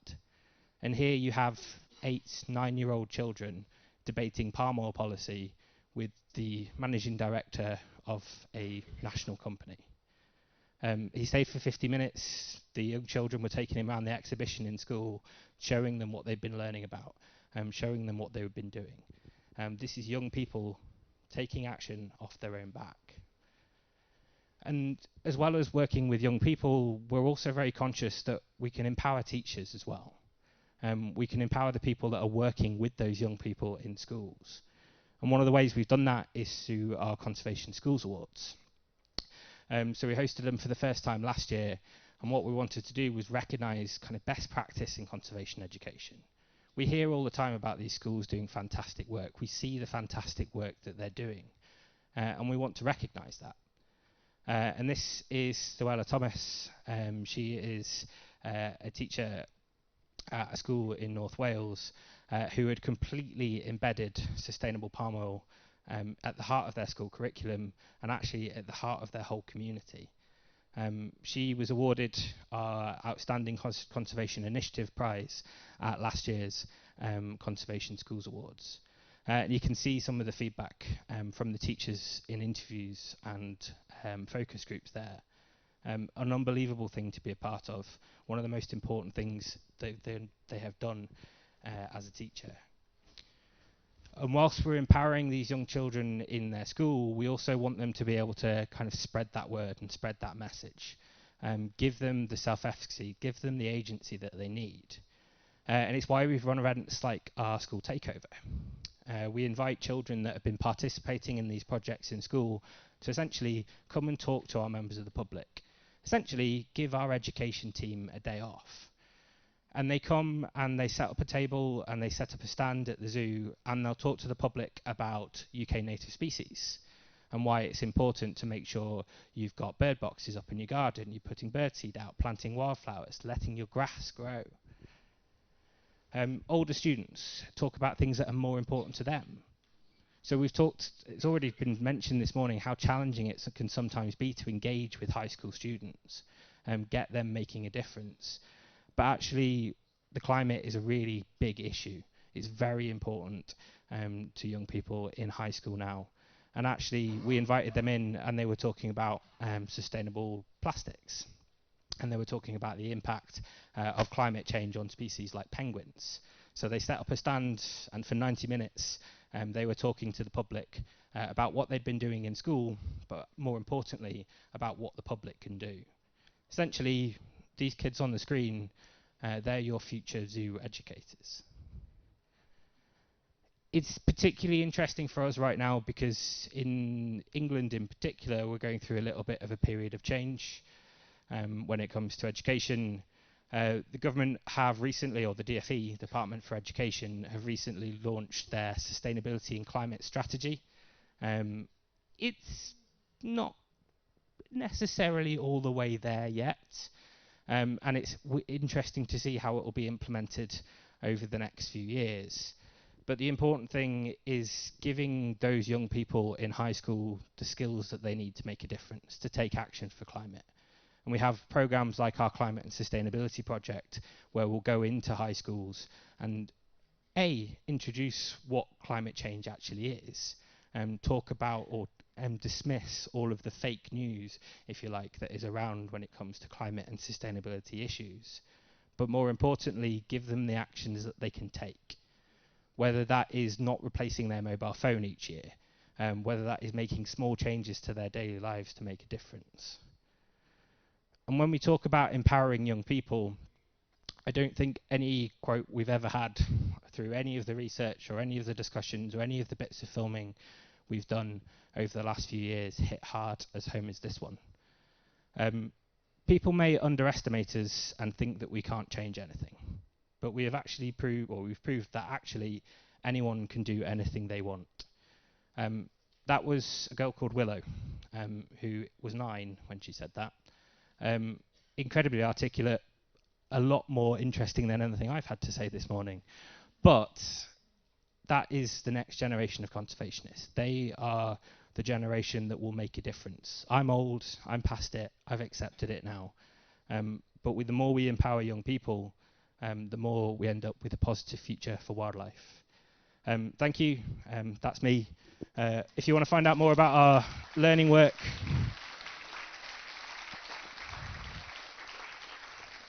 learn at CZ. If you want to find out about pro wrestling and Eurovision, my personal Twitter's there as well, but less interesting. But no, thank you.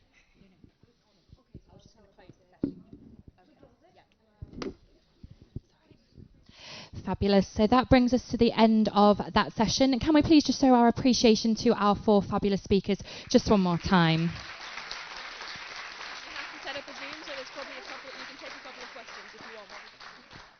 Okay, we need to delay now, so we do have time for questions. Hurrah! Can we get the 4 speakers back down, please, just at the front, so it's easier? And then, if anyone has any questions, please let us know. The speakers are going to be here, and we can pass the microphone to you.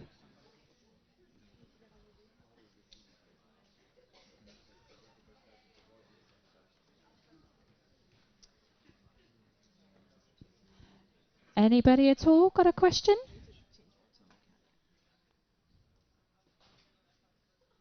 Oh, a hand. Ooh. Okay.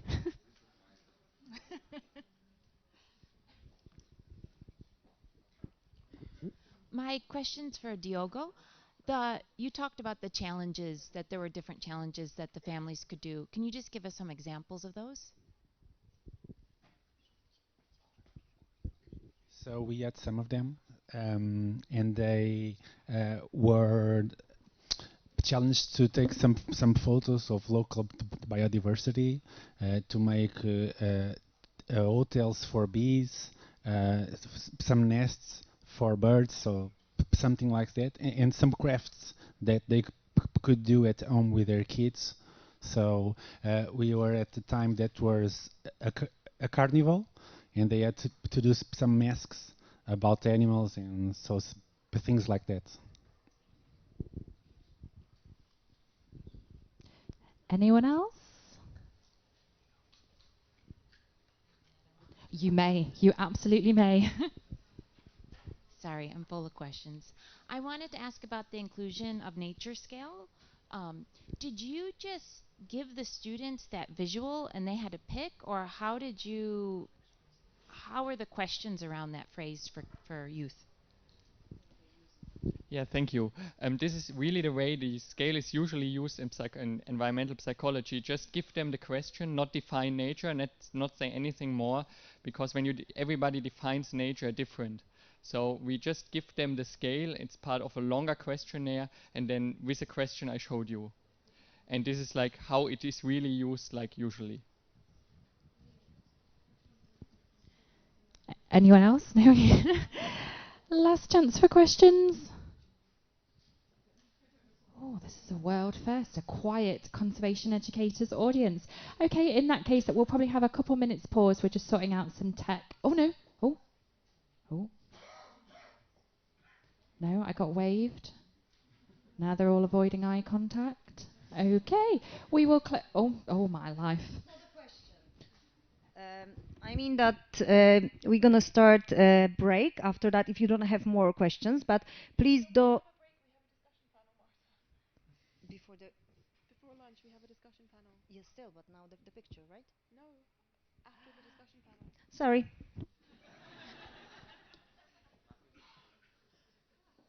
So are we done?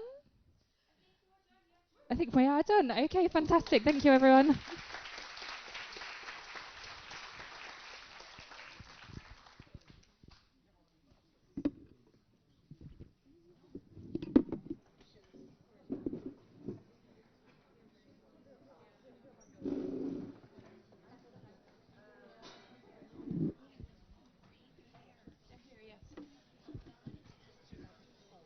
Yes.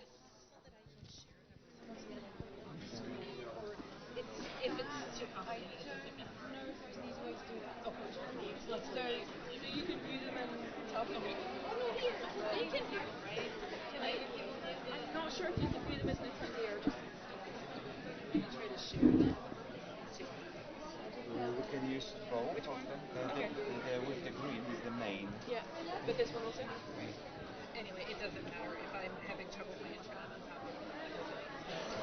Okay. Can they see me? Let me turn the camera on.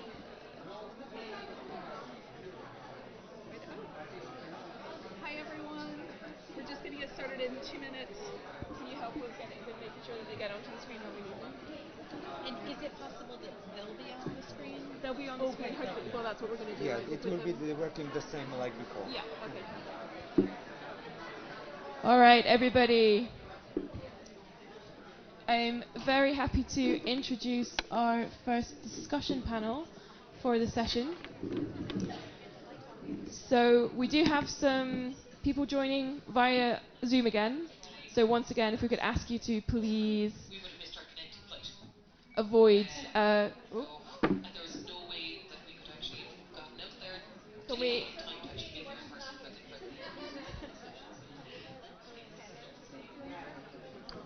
Can you mute the feed for now? Yes, you're live on stage with us right now. So yes, please for a few minutes limit your use of the Wi-Fi. Can we turn the volume down until we're? Yeah.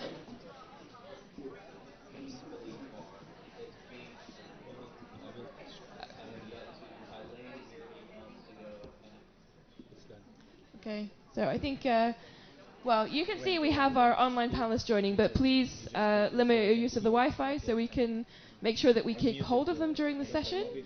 And I will pass the mic over to Courtney, who is the person who initiated the session, and she can explain to you what she wants to talk with us all about today. And I will be here to help out and run around a microphone when you have questions later on. Hi everybody, can you hear me? Okay, super. So today we're no, you can't hear me. Or you can just pass it between us. How about now? Now? Oh. Okay. So today we're going to be talking about the ignored or forgotten taxa and how we can understand what visitors know about them.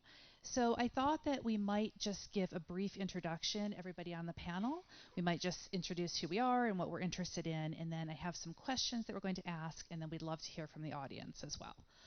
So I'm feeling brave, so I guess I'll go first before I pass over to Noreen. And I just want to say thank you for having us. We really appreciate the opportunity to be here today. So I'm Courtney Collins. I'm a lecturer in zoology at University College Cork in Ireland. I'm interested in animal behavior and zoo research, and I have a special interest in visitor effects or visitor experience as well as education in the zoo. So I did my PhD in the area of zoo education. I specifically looked at the relationship between zoo visitor education, animal behavior, and visitors. That led to the development of an educational intervention for children, which was shown to enhance learning in the zoo, and also there was evidence of positive behavior change. So currently I'm involved in two big projects. One is a global evaluation of the prevalence of negative visitor behavior in the zoo. And there are 4 partner zoos for that: Photo Wildlife Park in Ireland, Safari Ramagan in Israel, Wildlife Reserves Mandai, which is Singapore Zoo, and the National Zoological Gardens of South Africa, which is Pretoria Zoo. The other project, which was the inspiration for the panel today, is an investigation of visitors' knowledge and attitude toward the ignored taxa, which for the purpose of this research we've defined as reptiles, amphibians, and fish. That's a project within Ireland that has 5 participating institutions. So again, Photo Wildlife Park, Dingle Aquarium, the National Reptile Zoo, Dublin Zoo, and Galway Atlantic Aquarium. So the aim of that project is to understand what our visitors know about these animals, with the ultimate aim of being able to influence behavior change and ultimately help to conserve these animals in the wild. So that's who I am, that's what I'm interested in, and I'm going to pass over, I guess, to Noreen, since she's here next to me, before we go to our online colleagues. Okay, thanks everybody. Thanks, Courtney. So we were delighted when Courtney contacted us to find out if we could be part of this research. My name is Noreen. I'm from a small aquarium on the west coast of Ireland. We focus on native species. About 50% of our species are fish, and about 50% of our species are marine invertebrates. And although I have no scientific data to say it, I would say that at least 40 to 50% of our collection would fall under the term unknown taxa, or kind of more unusual species that our visitors are not aware of when they come in to visit us. Just really looking forward to today's session. We've been looking at the poll questions. If you haven't actually responded to those yet, they are on the app, but we will maybe call them out as well later on and ask for a show of hands for anyone who has had issues getting online. So I'll pass maybe on to Enrardo is on the screen right at the moment. So I don't know how I ended up on the screen. So I guess it's just time for me to talk. So I'm Eduardo Fernandez. I'm a senior lecturer here in applied animal behavior and welfare in the School of Animal and Veterinary Sciences at the University of Adelaide in South Australia. I am not Australian, if it's not obvious.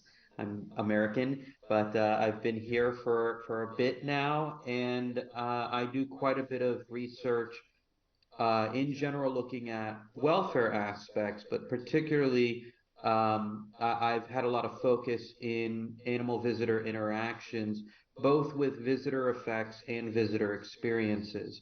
So I've been the advising author on a couple of the reviews now on understanding the visitor experience with respect to animal interactions. So Lermont et al.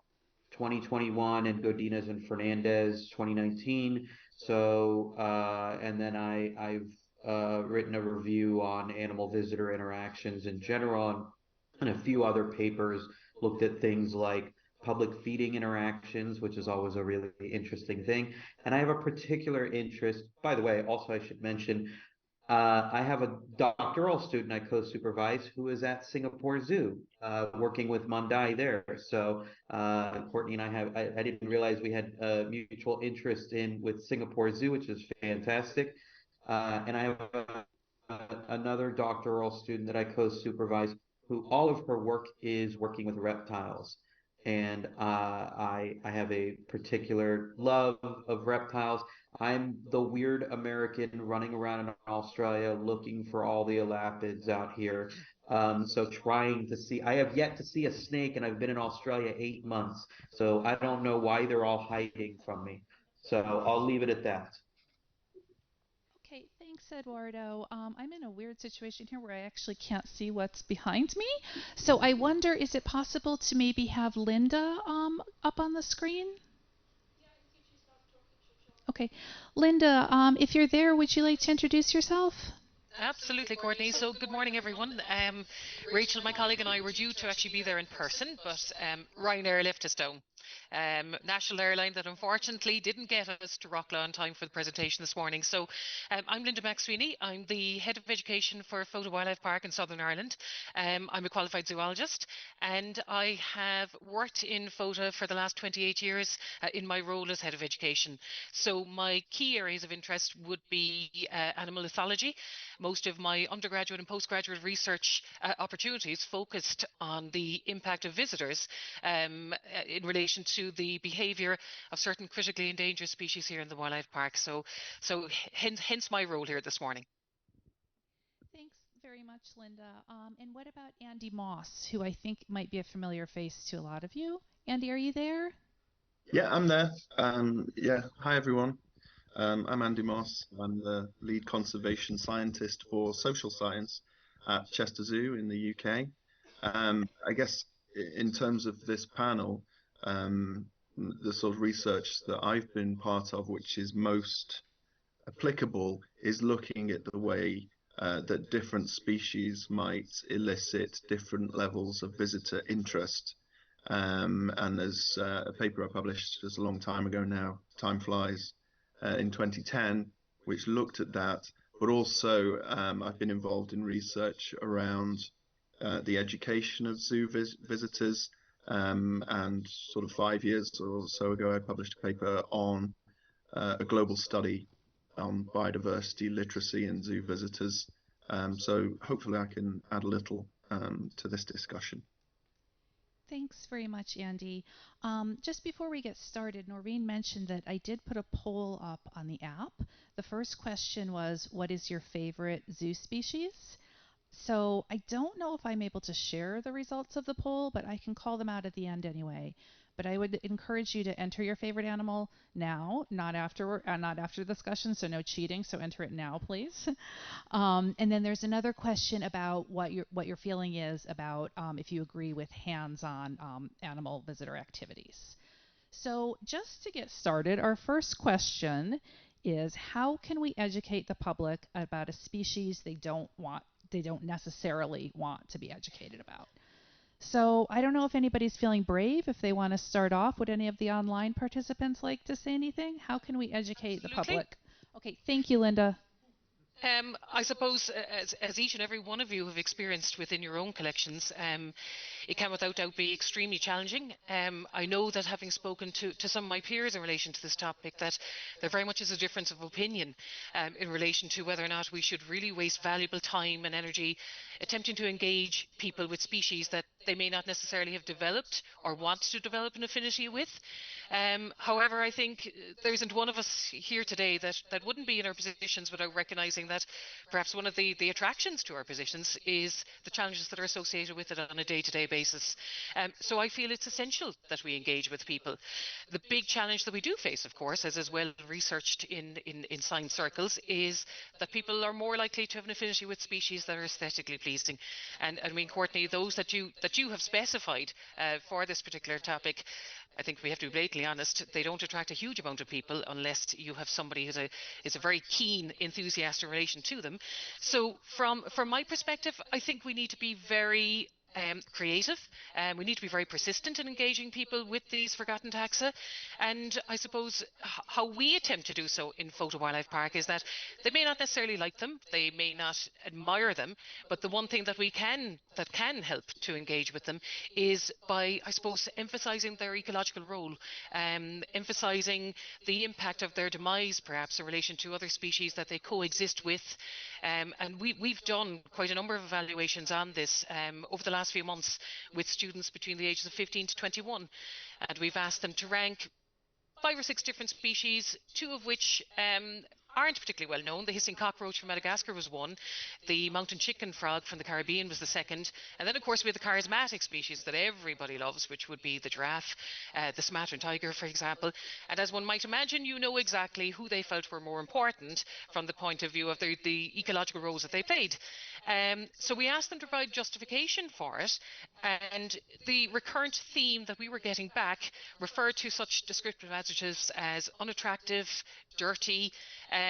Everything had a negative connotation in relation to the frog in particular, but also the hissing cockroach.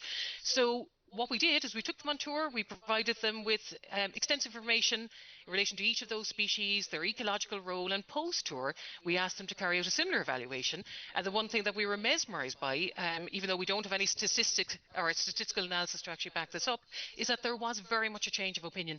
They didn't necessarily, the frog and the cockroach didn't necessarily take top position in terms of ecological roles or conservation importance, but they moved up along the ranks, and that was really, really good to see.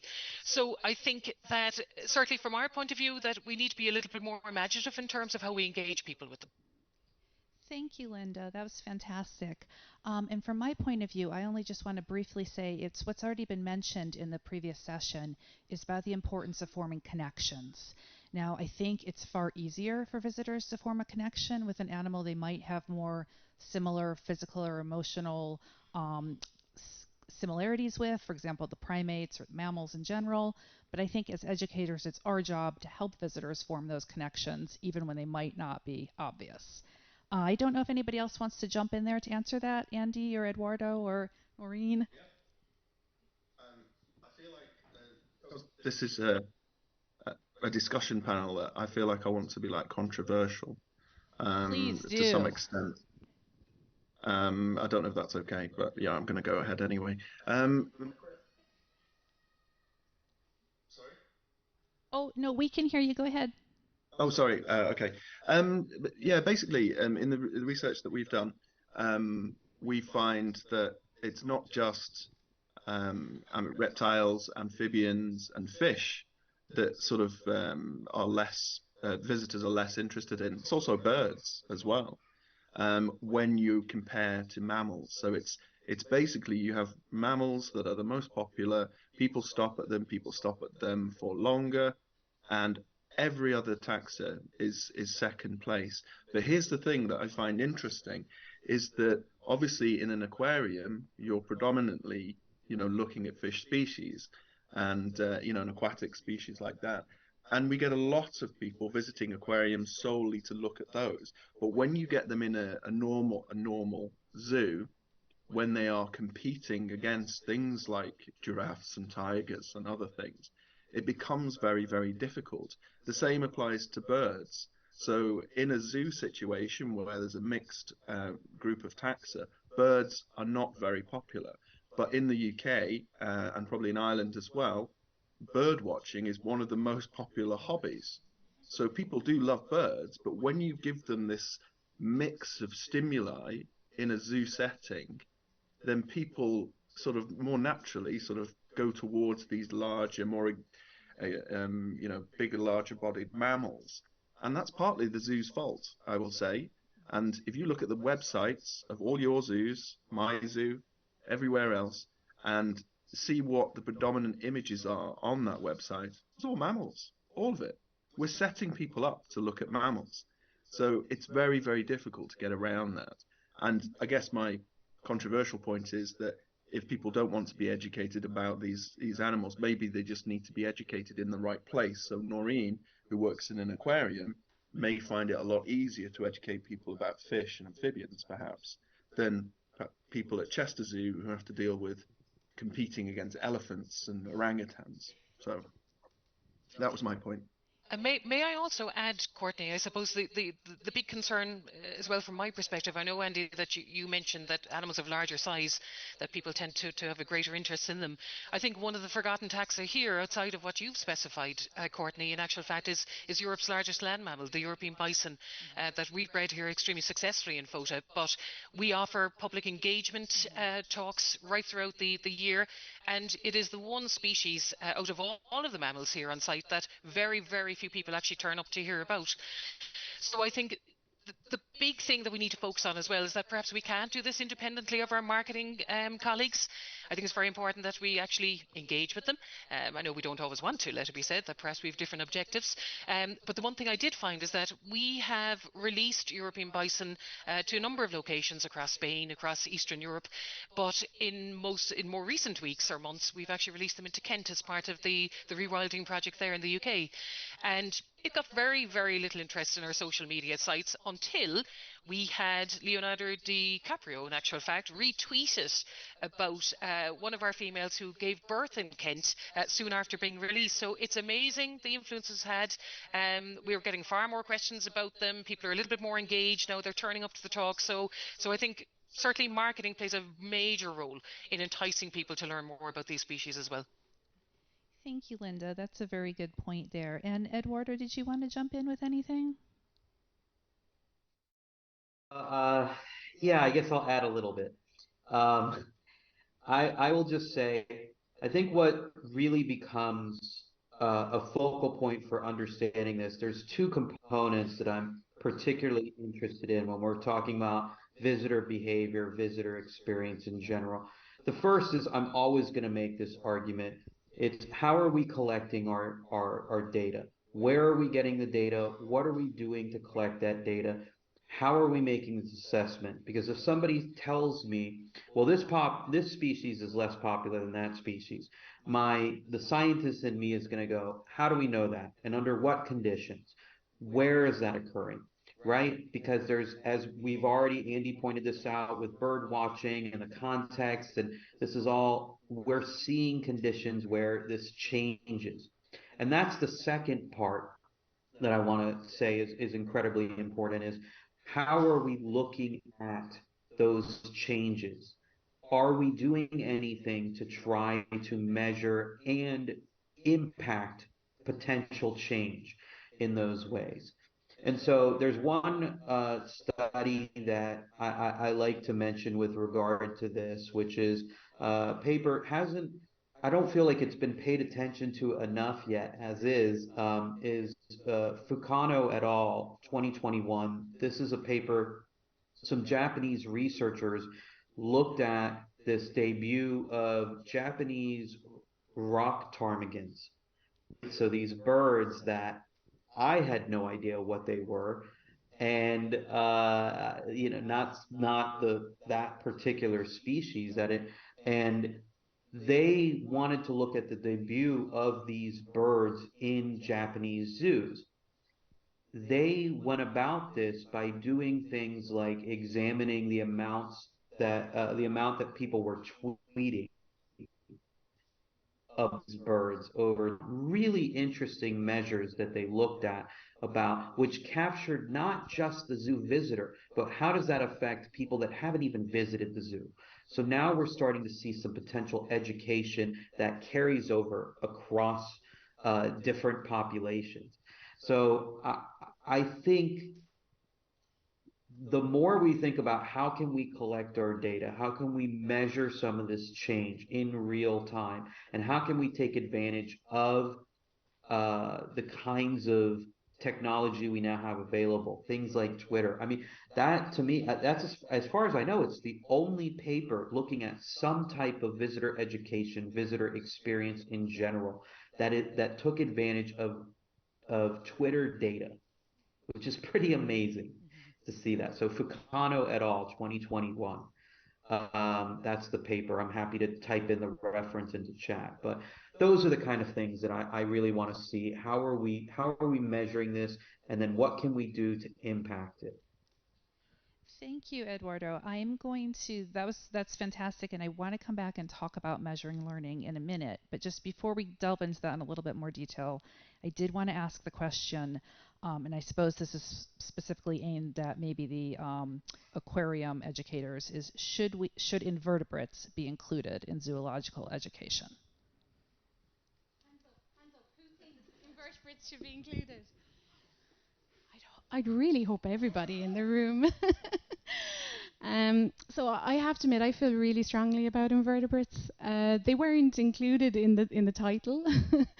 Well, we still looked at vertebrates when we looked at the ignored taxa, but it got me thinking about what the mission, so what our mission, what our goals, what our objectives are. And just based on like the really, really interesting talks that we had this morning on measuring evidence, and we talk a lot about nature, we talk a lot about biodiversity, we talk a lot about conservation and connectiveness to nature.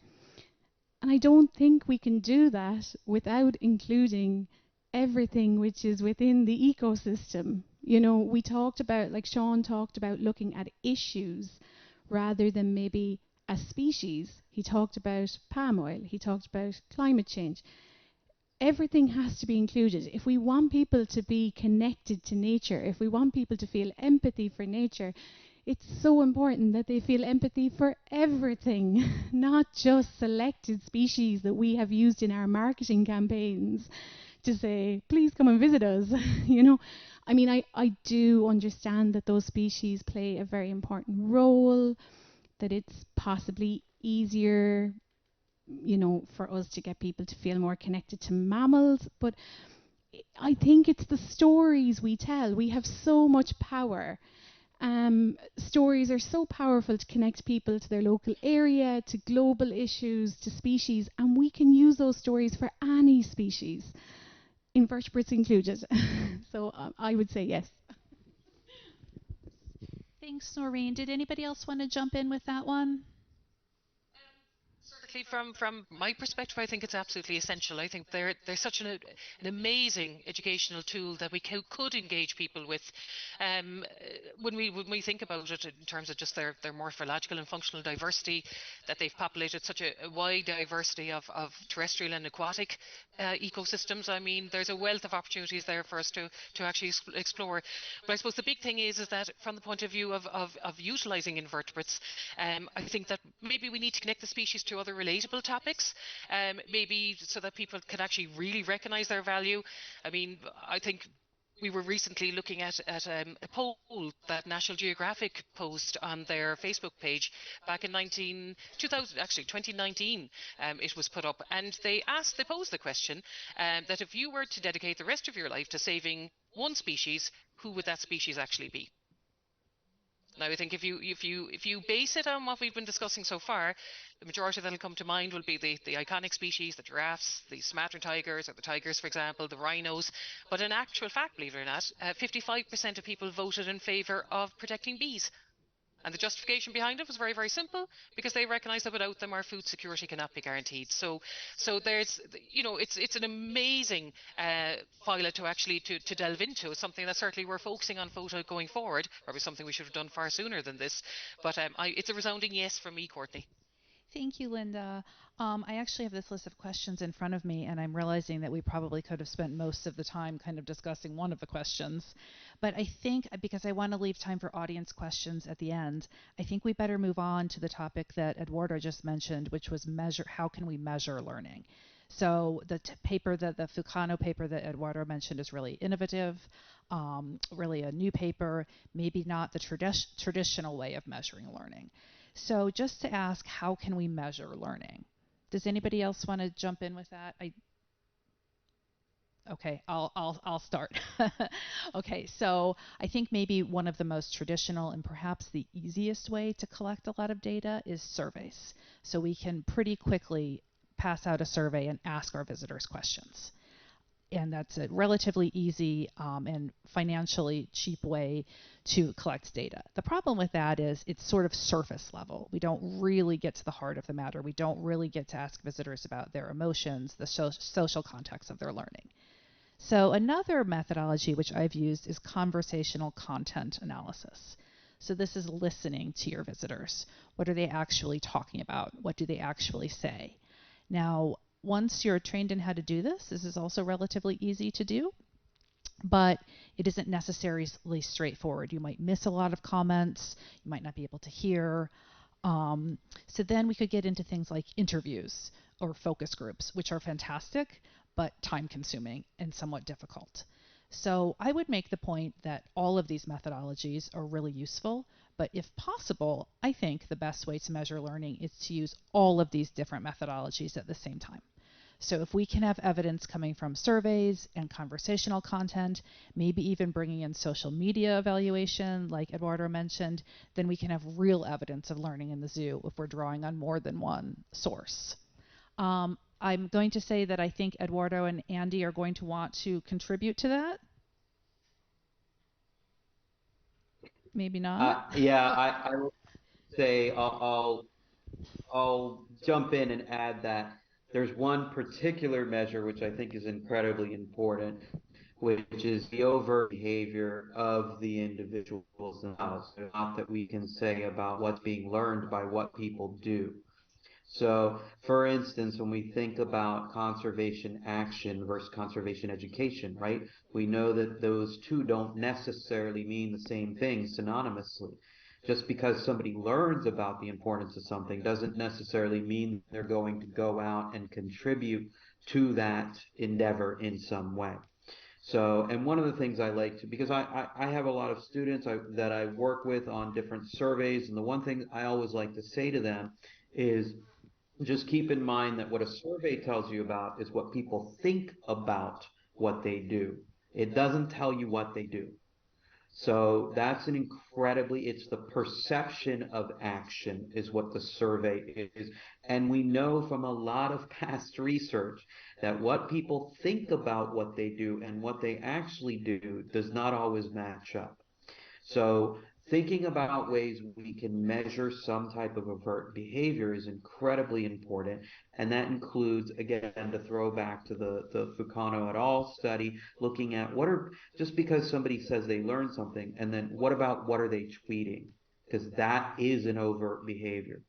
So that's important. Looking at whether they can, I mean, we can go right back to Reed and Warren, one of Reed and Warren 96, right?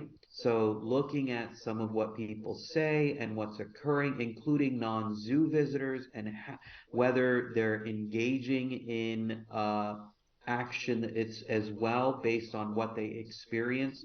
There are a few key important studies looking at some aspect of visitor behavior in some way and how that connects to what they learn.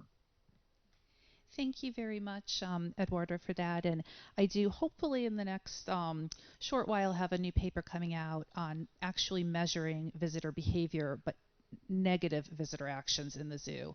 So predominantly what I mean by that is things like banging on glass and trying to feed animals. And I do think that's a good way of measuring behavior. You can actually see it on site. Of course, that's only looking at negative behaviors and not looking at the positive behaviors that might also occur. But one of the things that I was really interested to see is, for example, with an animal like a snake, would there be more incidents of banging on the glass because they tend to be very inactive? The results actually aren't really showing that. I think it's because they're less visited than some of the other animals, so it's hard to make that connection. But Andy, I wonder if you want to step in there with any thoughts on measuring learning.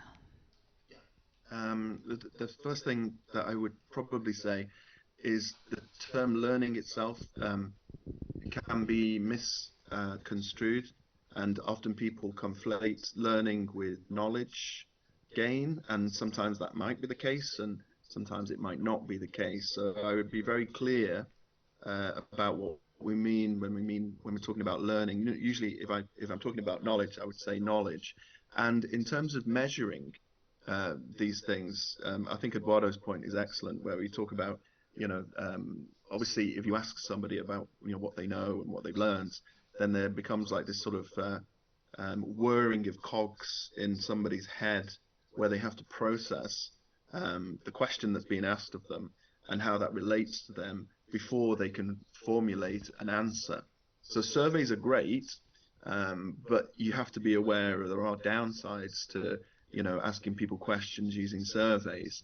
If you are going to use a survey, try and directly measure what you're measuring, which sounds very simple, but often you might find on these kind of surveys somebody would say, did you learn anything today? Yes or no, and leave it at that. And an easy way to just follow up there is to say, if yes, tell me what. And then you can actually analyze what people have actually learned rather than just telling you that they have learned something. But the other aspect of this, which I really like, which is not necessarily to do with understanding what is exactly going on in somebody's head, is the observational type research. So watching people, how they behave. Again, Courtney, you mentioned observing people's conversations. This is something that I've been involved with as well. But this, for me, has a very particular benefit in the fact that it's real time.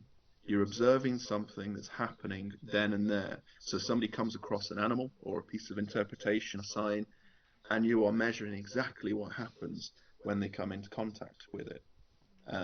There are limitations. Obviously, you can't necessarily find out what's going on in someone's head if you're just recording what they do and what they say.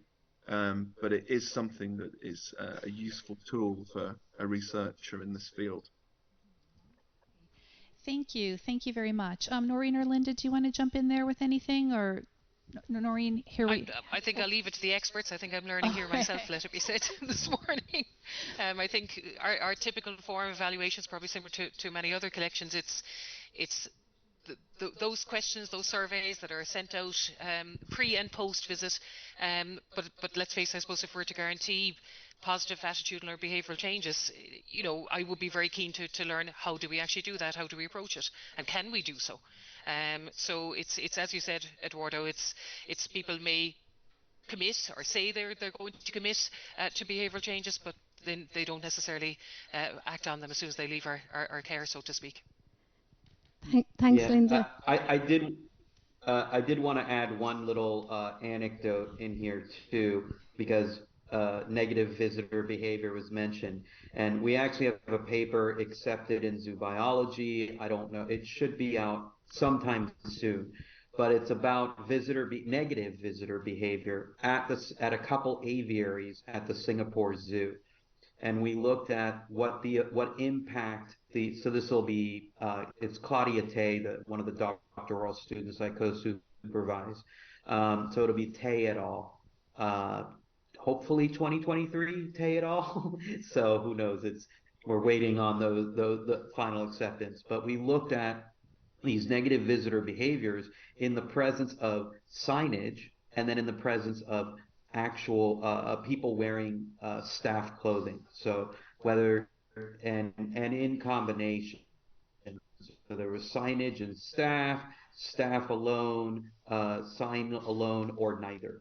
And it turns out, you might be able to predict some of this, for most of the visitor behavior, signs had very little impact. And then I'm not sure that part of this isn't really a Singapore effect, but the presence of staff really did have a deterrent effect on a lot of the negative behavior. But because it's Singapore, I always pictured that there were a few people going through there that were afraid that, you know, like one of the staff might come over and start flogging them or something like that, being Singapore. So I always just thought that would be an amusing condition, and we're never going to get that published.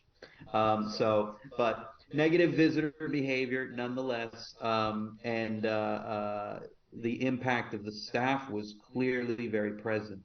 Now, what would have been very interesting is to look at what would happen in conjunction to what did people say about their experience and what did they pay attention to.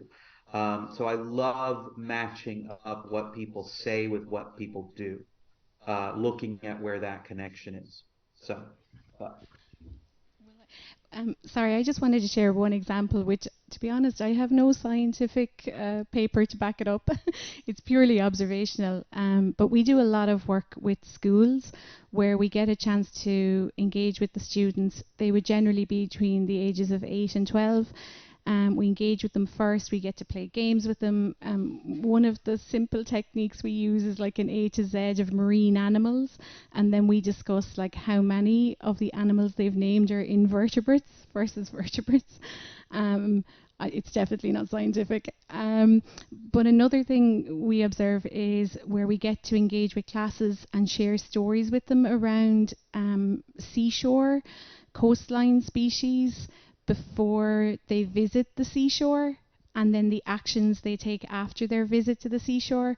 So what we find is when we can engage with classes beforehand and we can share stories of amazing marine invertebrates, then the children are very excited and want to find those animals when we visit the site and the location.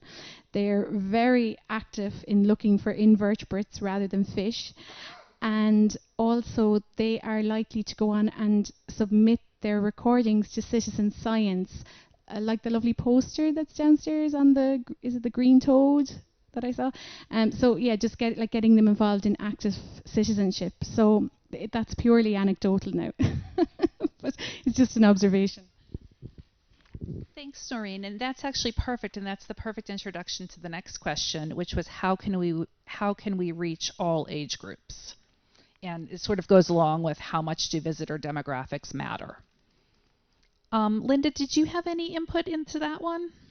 I suppose, look, it's a challenge without doubt. We have to ensure that all of our collections are accessible to be effectively to all age groups, to all demographics, full stop.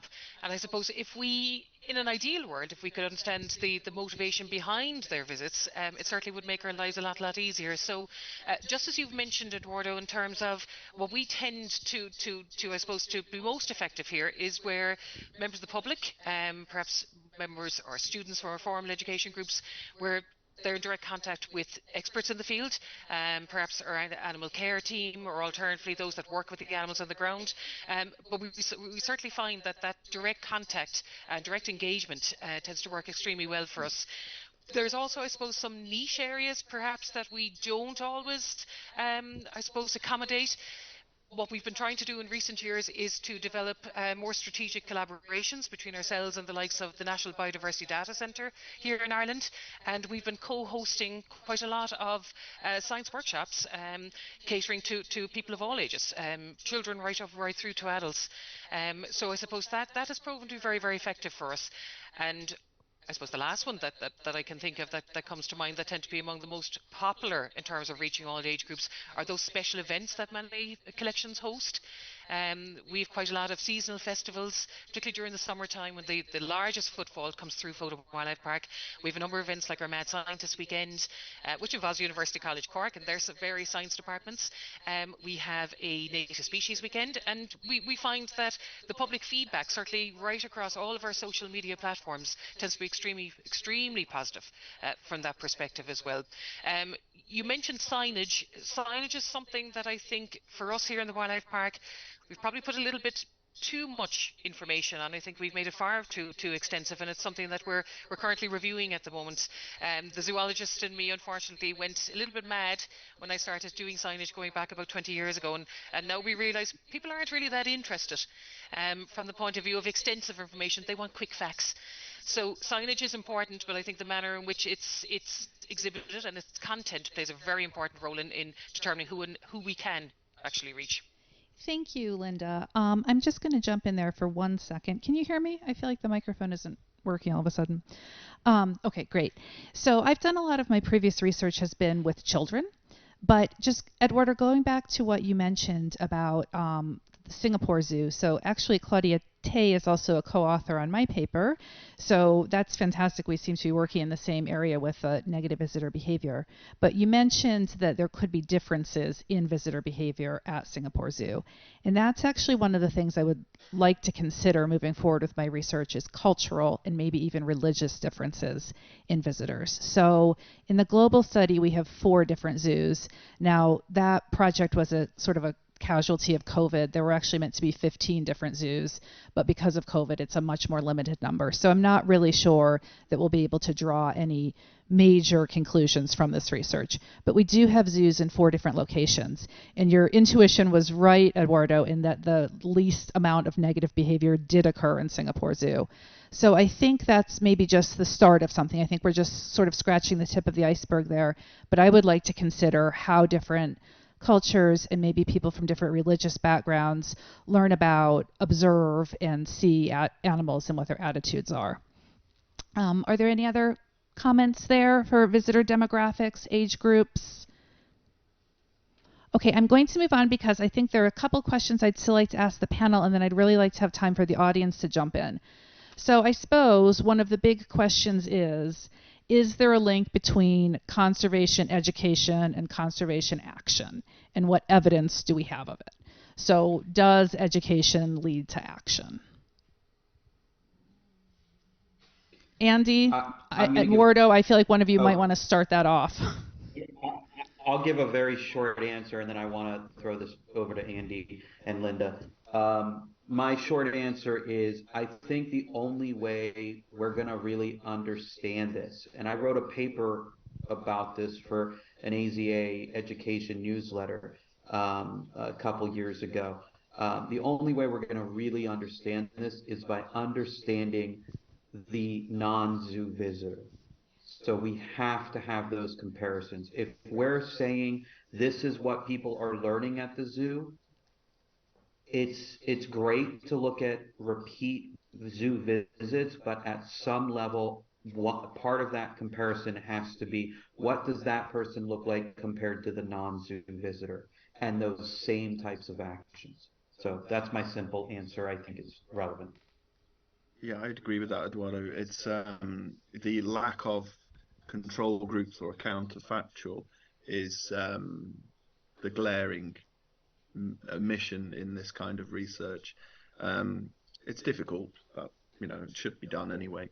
I think in terms of is there a link between conservation education and conservation action? It can be. Particularly when we think about conservation education as not being solely about knowledge transfer or knowledge gain. If we are thinking about education programs as tools for affecting people's about attitude change or beliefs or anything which is outside of knowledge. Knowledge itself probably isn't a great predictor of conservation action, but all those other things that we do in our conservation education programs may actually be decent predictors of conservation action. So yeah, I think it probably can in certain circumstances.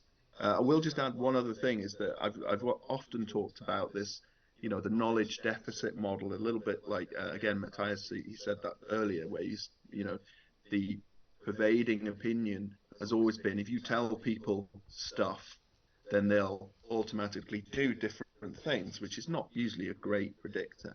But there was a recent couple of papers in 2020 and 2021, I think by Sundaraja, and they actually looked at quite a complicated issue around sustainable palm oil, and they found that knowledge of palm oil and sustainable palm oil was actually required for people to even grasp any kind of behavior change or conservation action. So in certain situations, knowledge is integral to any kind of conservation action. But mostly, I think you want to focus on lots of particular outcomes like attitudes or connection to nature or anything along those lines. Thank you, Andy. I'm just going to jump in there and echo really what's already been said, that that's a difficult one to answer or to measure. As we've already discussed, really, however you try to measure learning or knowledge, your visitors will only tell you what they tell you might not necessarily be what's true. It might be what they wish was true. So really, you need to be able to observe the action, which is very difficult. I do have a small bit of experience with myself with doing a visitor activity with educating visitors about palm oil. It was specifically related to Sumatran tigers.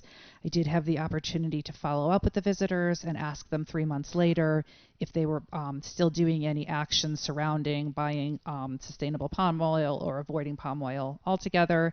And I found that 10% of them claimed to still be engaging in those actions.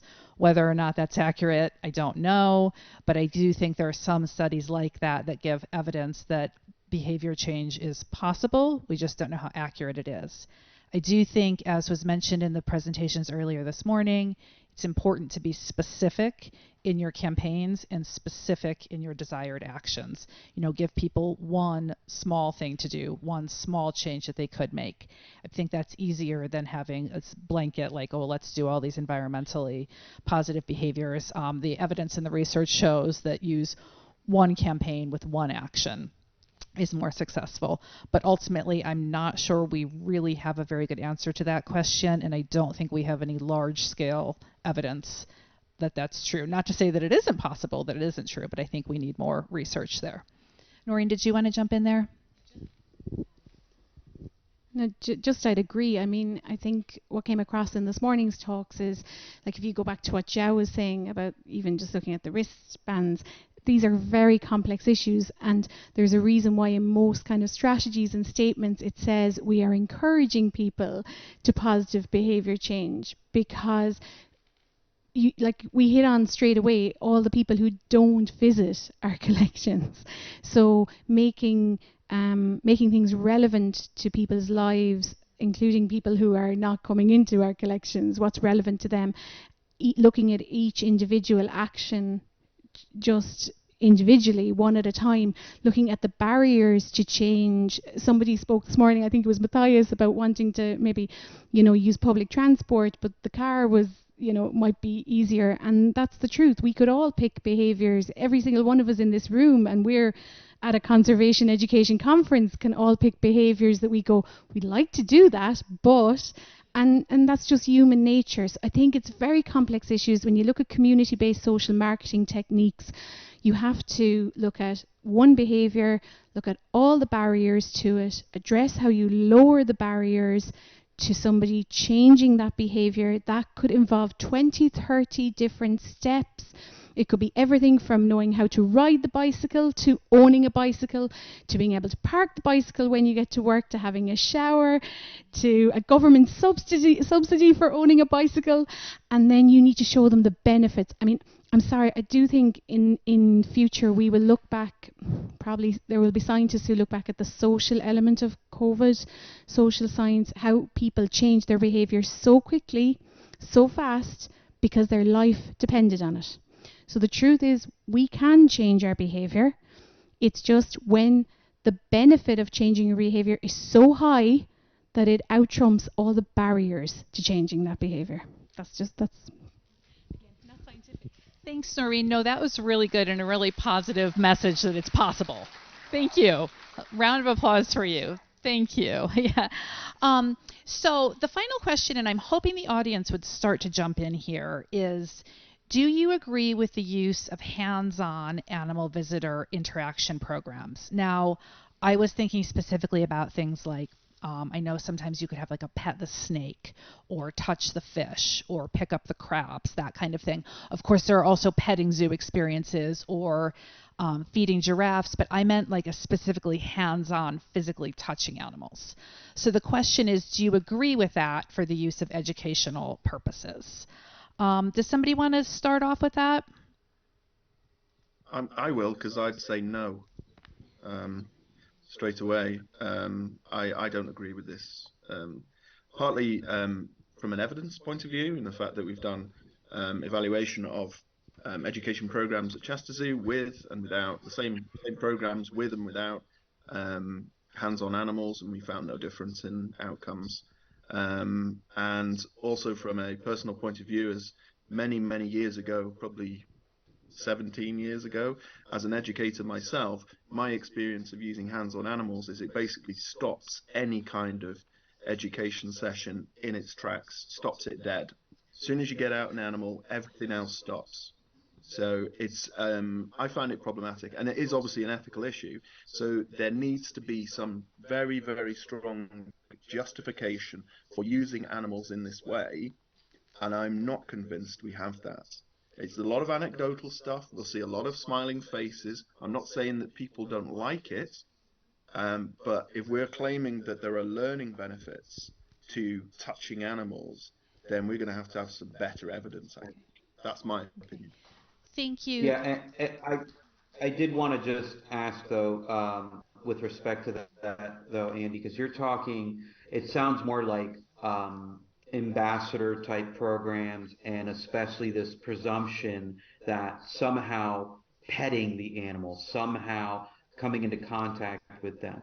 I think another part of that equation, and this is the part where I become interested in, I'm interested in the empirical evaluation of this, is what impact does it have on the animal and the welfare of the animal? And how does that come into contact with, since I'm really particularly interested in the interaction between the visitor and the animal, how are both of them, and I want to see that win-win in some way.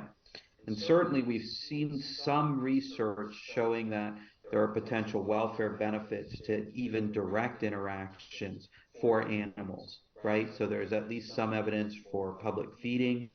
There's some evidence for, with even in the UK now with some of the lemur interactions, what's coming out now about that. So, but we need so much more data, and I'm so cautious about this. I think how much we can say, it makes no sense to me that people are learning something just because they have what Neil de Cruz would call direct interaction, right?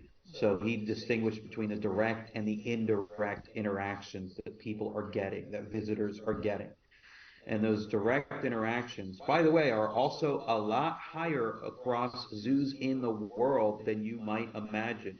So go back to that De Cruz et al. 2019 paper, and you will be astounded by how many zoos around the world are having direct interactions at some level.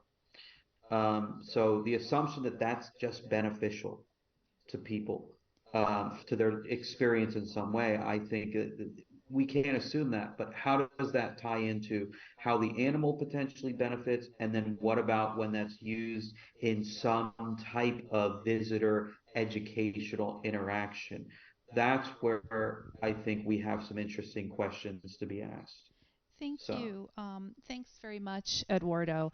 I'm just going to jump in there and say my 2 cents worth as an animal behavior person as well is that I think if there is going to be direct contact with the animals, the behavior of each individual involved in the contact experience needs to be evaluated in depth before they're used. I would then encourage that the animals are rotated in the program so it's not the same animal every time, and perhaps really most essentially is that the animal has the choice not to participate or to retreat if it chooses to. I might be more in favor, though, of what we just discussed as indirect contact. For example, I did a research project with visitors where they made an enrichment device. So this was a ball of hay, which they made and tied up and scented it with cinnamon. And then they didn't provide it to the tigers, but then the visitors watched as the zookeepers provided the hay ball they had made to the tigers. And for me, I think you might have the same type of educational benefits from that type of activity as you do from actually direct contact. But I'm going to stop talking now because I want to read the results of the poll of this question. So I did ask the audience, and you can still participate if you'd like to, but I have 71 responses to this question, and 25 people said yes, they agree with hands-on animal-visitor interactions. 24 people said no, and 22 people are undecided. So I think I might have been on the undecided crowd there if I were forced to answer that question. So Noreen or Linda, do you want to jump in there?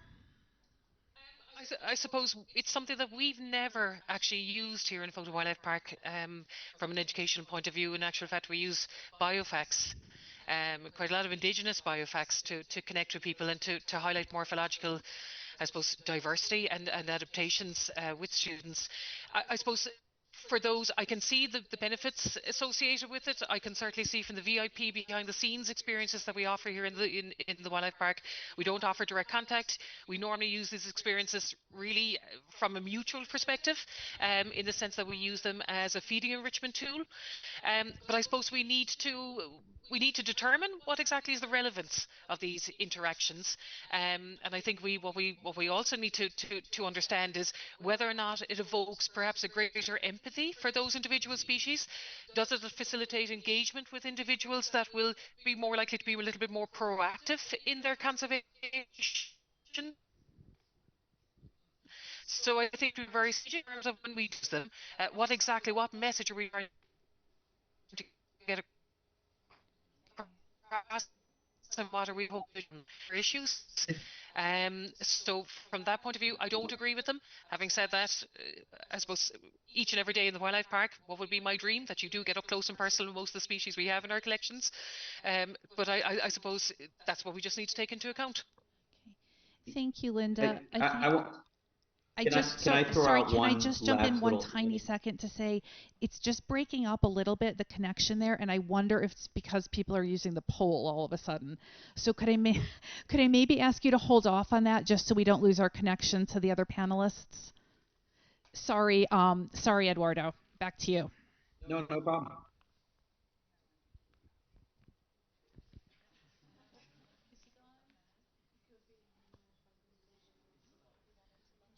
Shoot, I think he might be gone. Oh, sorry. I guess while we're waiting, I really did want to see if there are any questions from the audience for the panelists about any of the topics we've been discussing.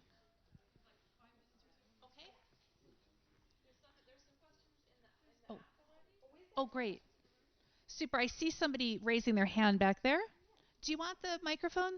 Oh, thank you.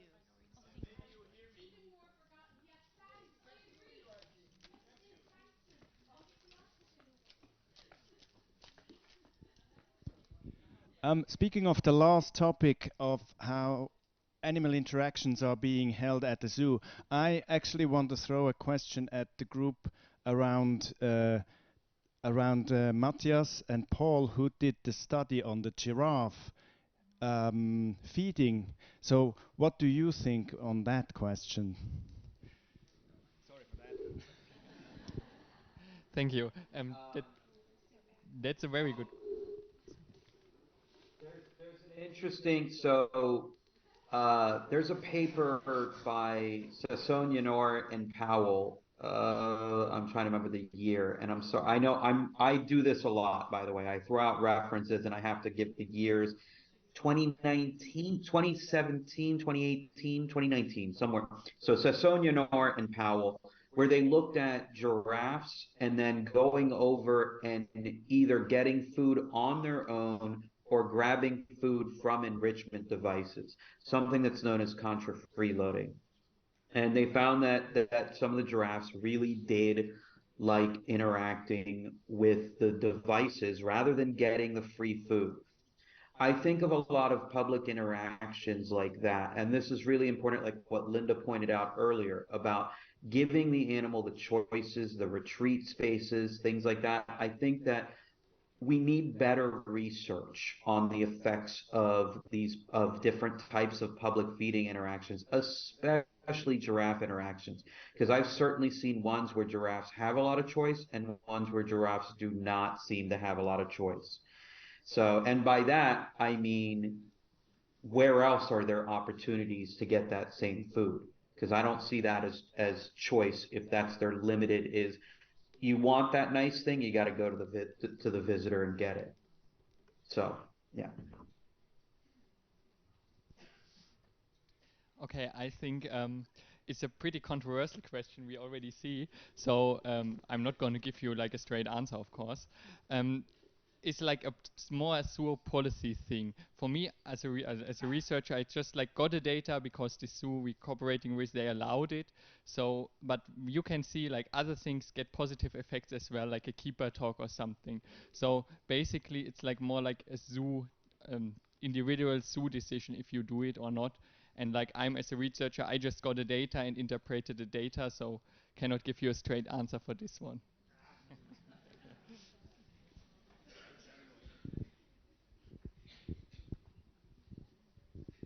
All right, I think we are at the point where we need to wrap it up, if that's okay.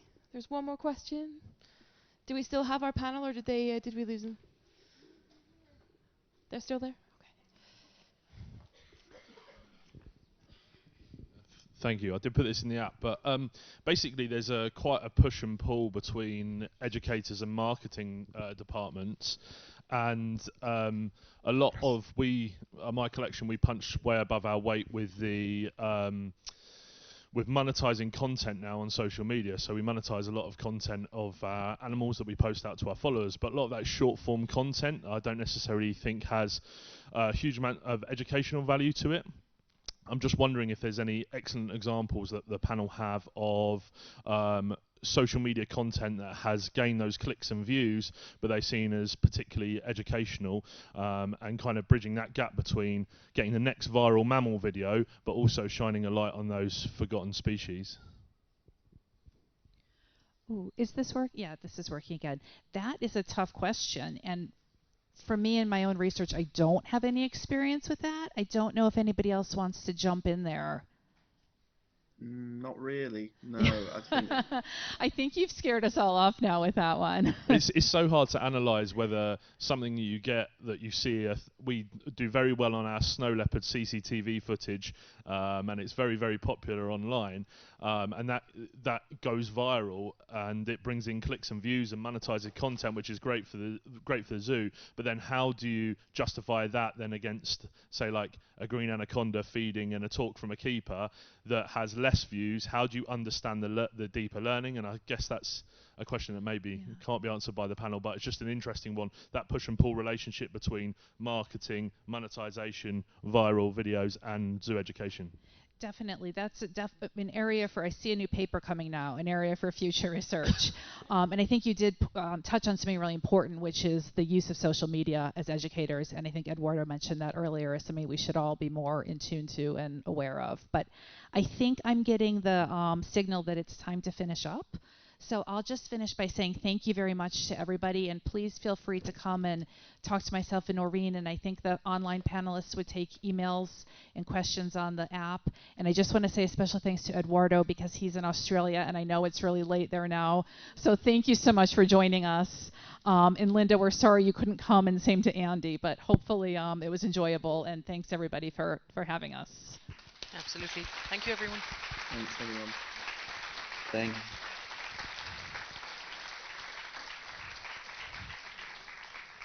Yes, and I'd also like to say a big thank you to Courtney and team, especially for dealing with some challenging and difficult circumstances that were even more challenging and difficult than expected. And yeah, there are a couple of questions in the app, so if I could ask the panelists to take a look at those and answer them when you have a moment, that would be really helpful.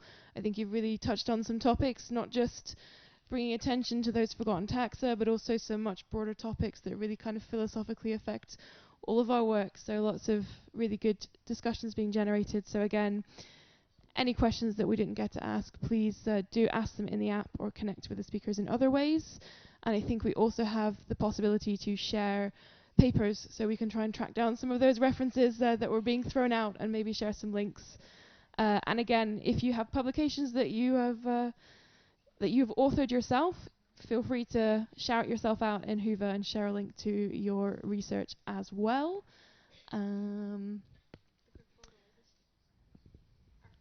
Yes, I think that's all we need to talk about next. So yes, we are running still a little bit behind time, but of course we do want to capture the moments of everybody who has made it here to join us in Poland. So we will be having a group photo.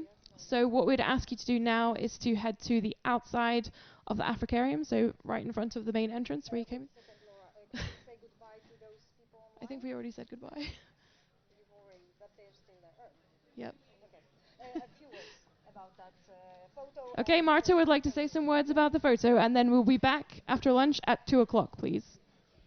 Two important things. First, the photographer asked us to stay here together because there are steps, so it might be better. And then we go out. So if somebody is really cold, then take your clothes, but if you don't need it, it will be quicker. And one thing, we're gonna have a better organization of that coffee break, so we're not stuck here. But we organize it tomorrow. So now you know that you have to go inside as much as possible, and you can use all the tables at the restaurant.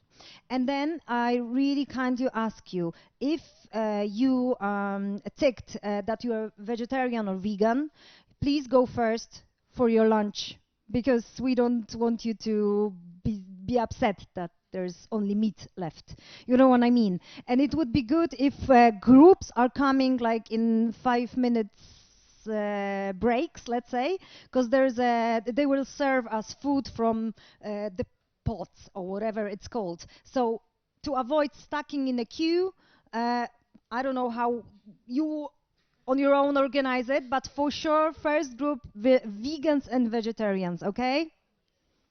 We managed to do that. Okay, so now please come here and then we go out for a photo. Please, everyone.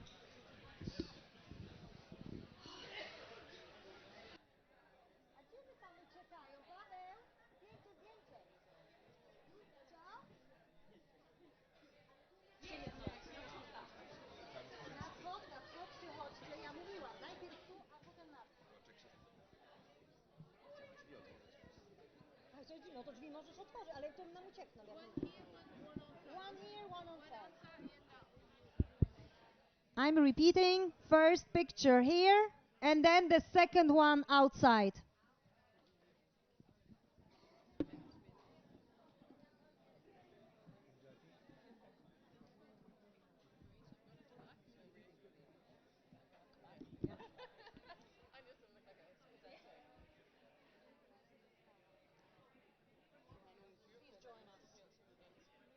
Mihao, where are you? Okay, Mihao is waving. He's gonna take a picture, so in case we need to move or something, you just let us know.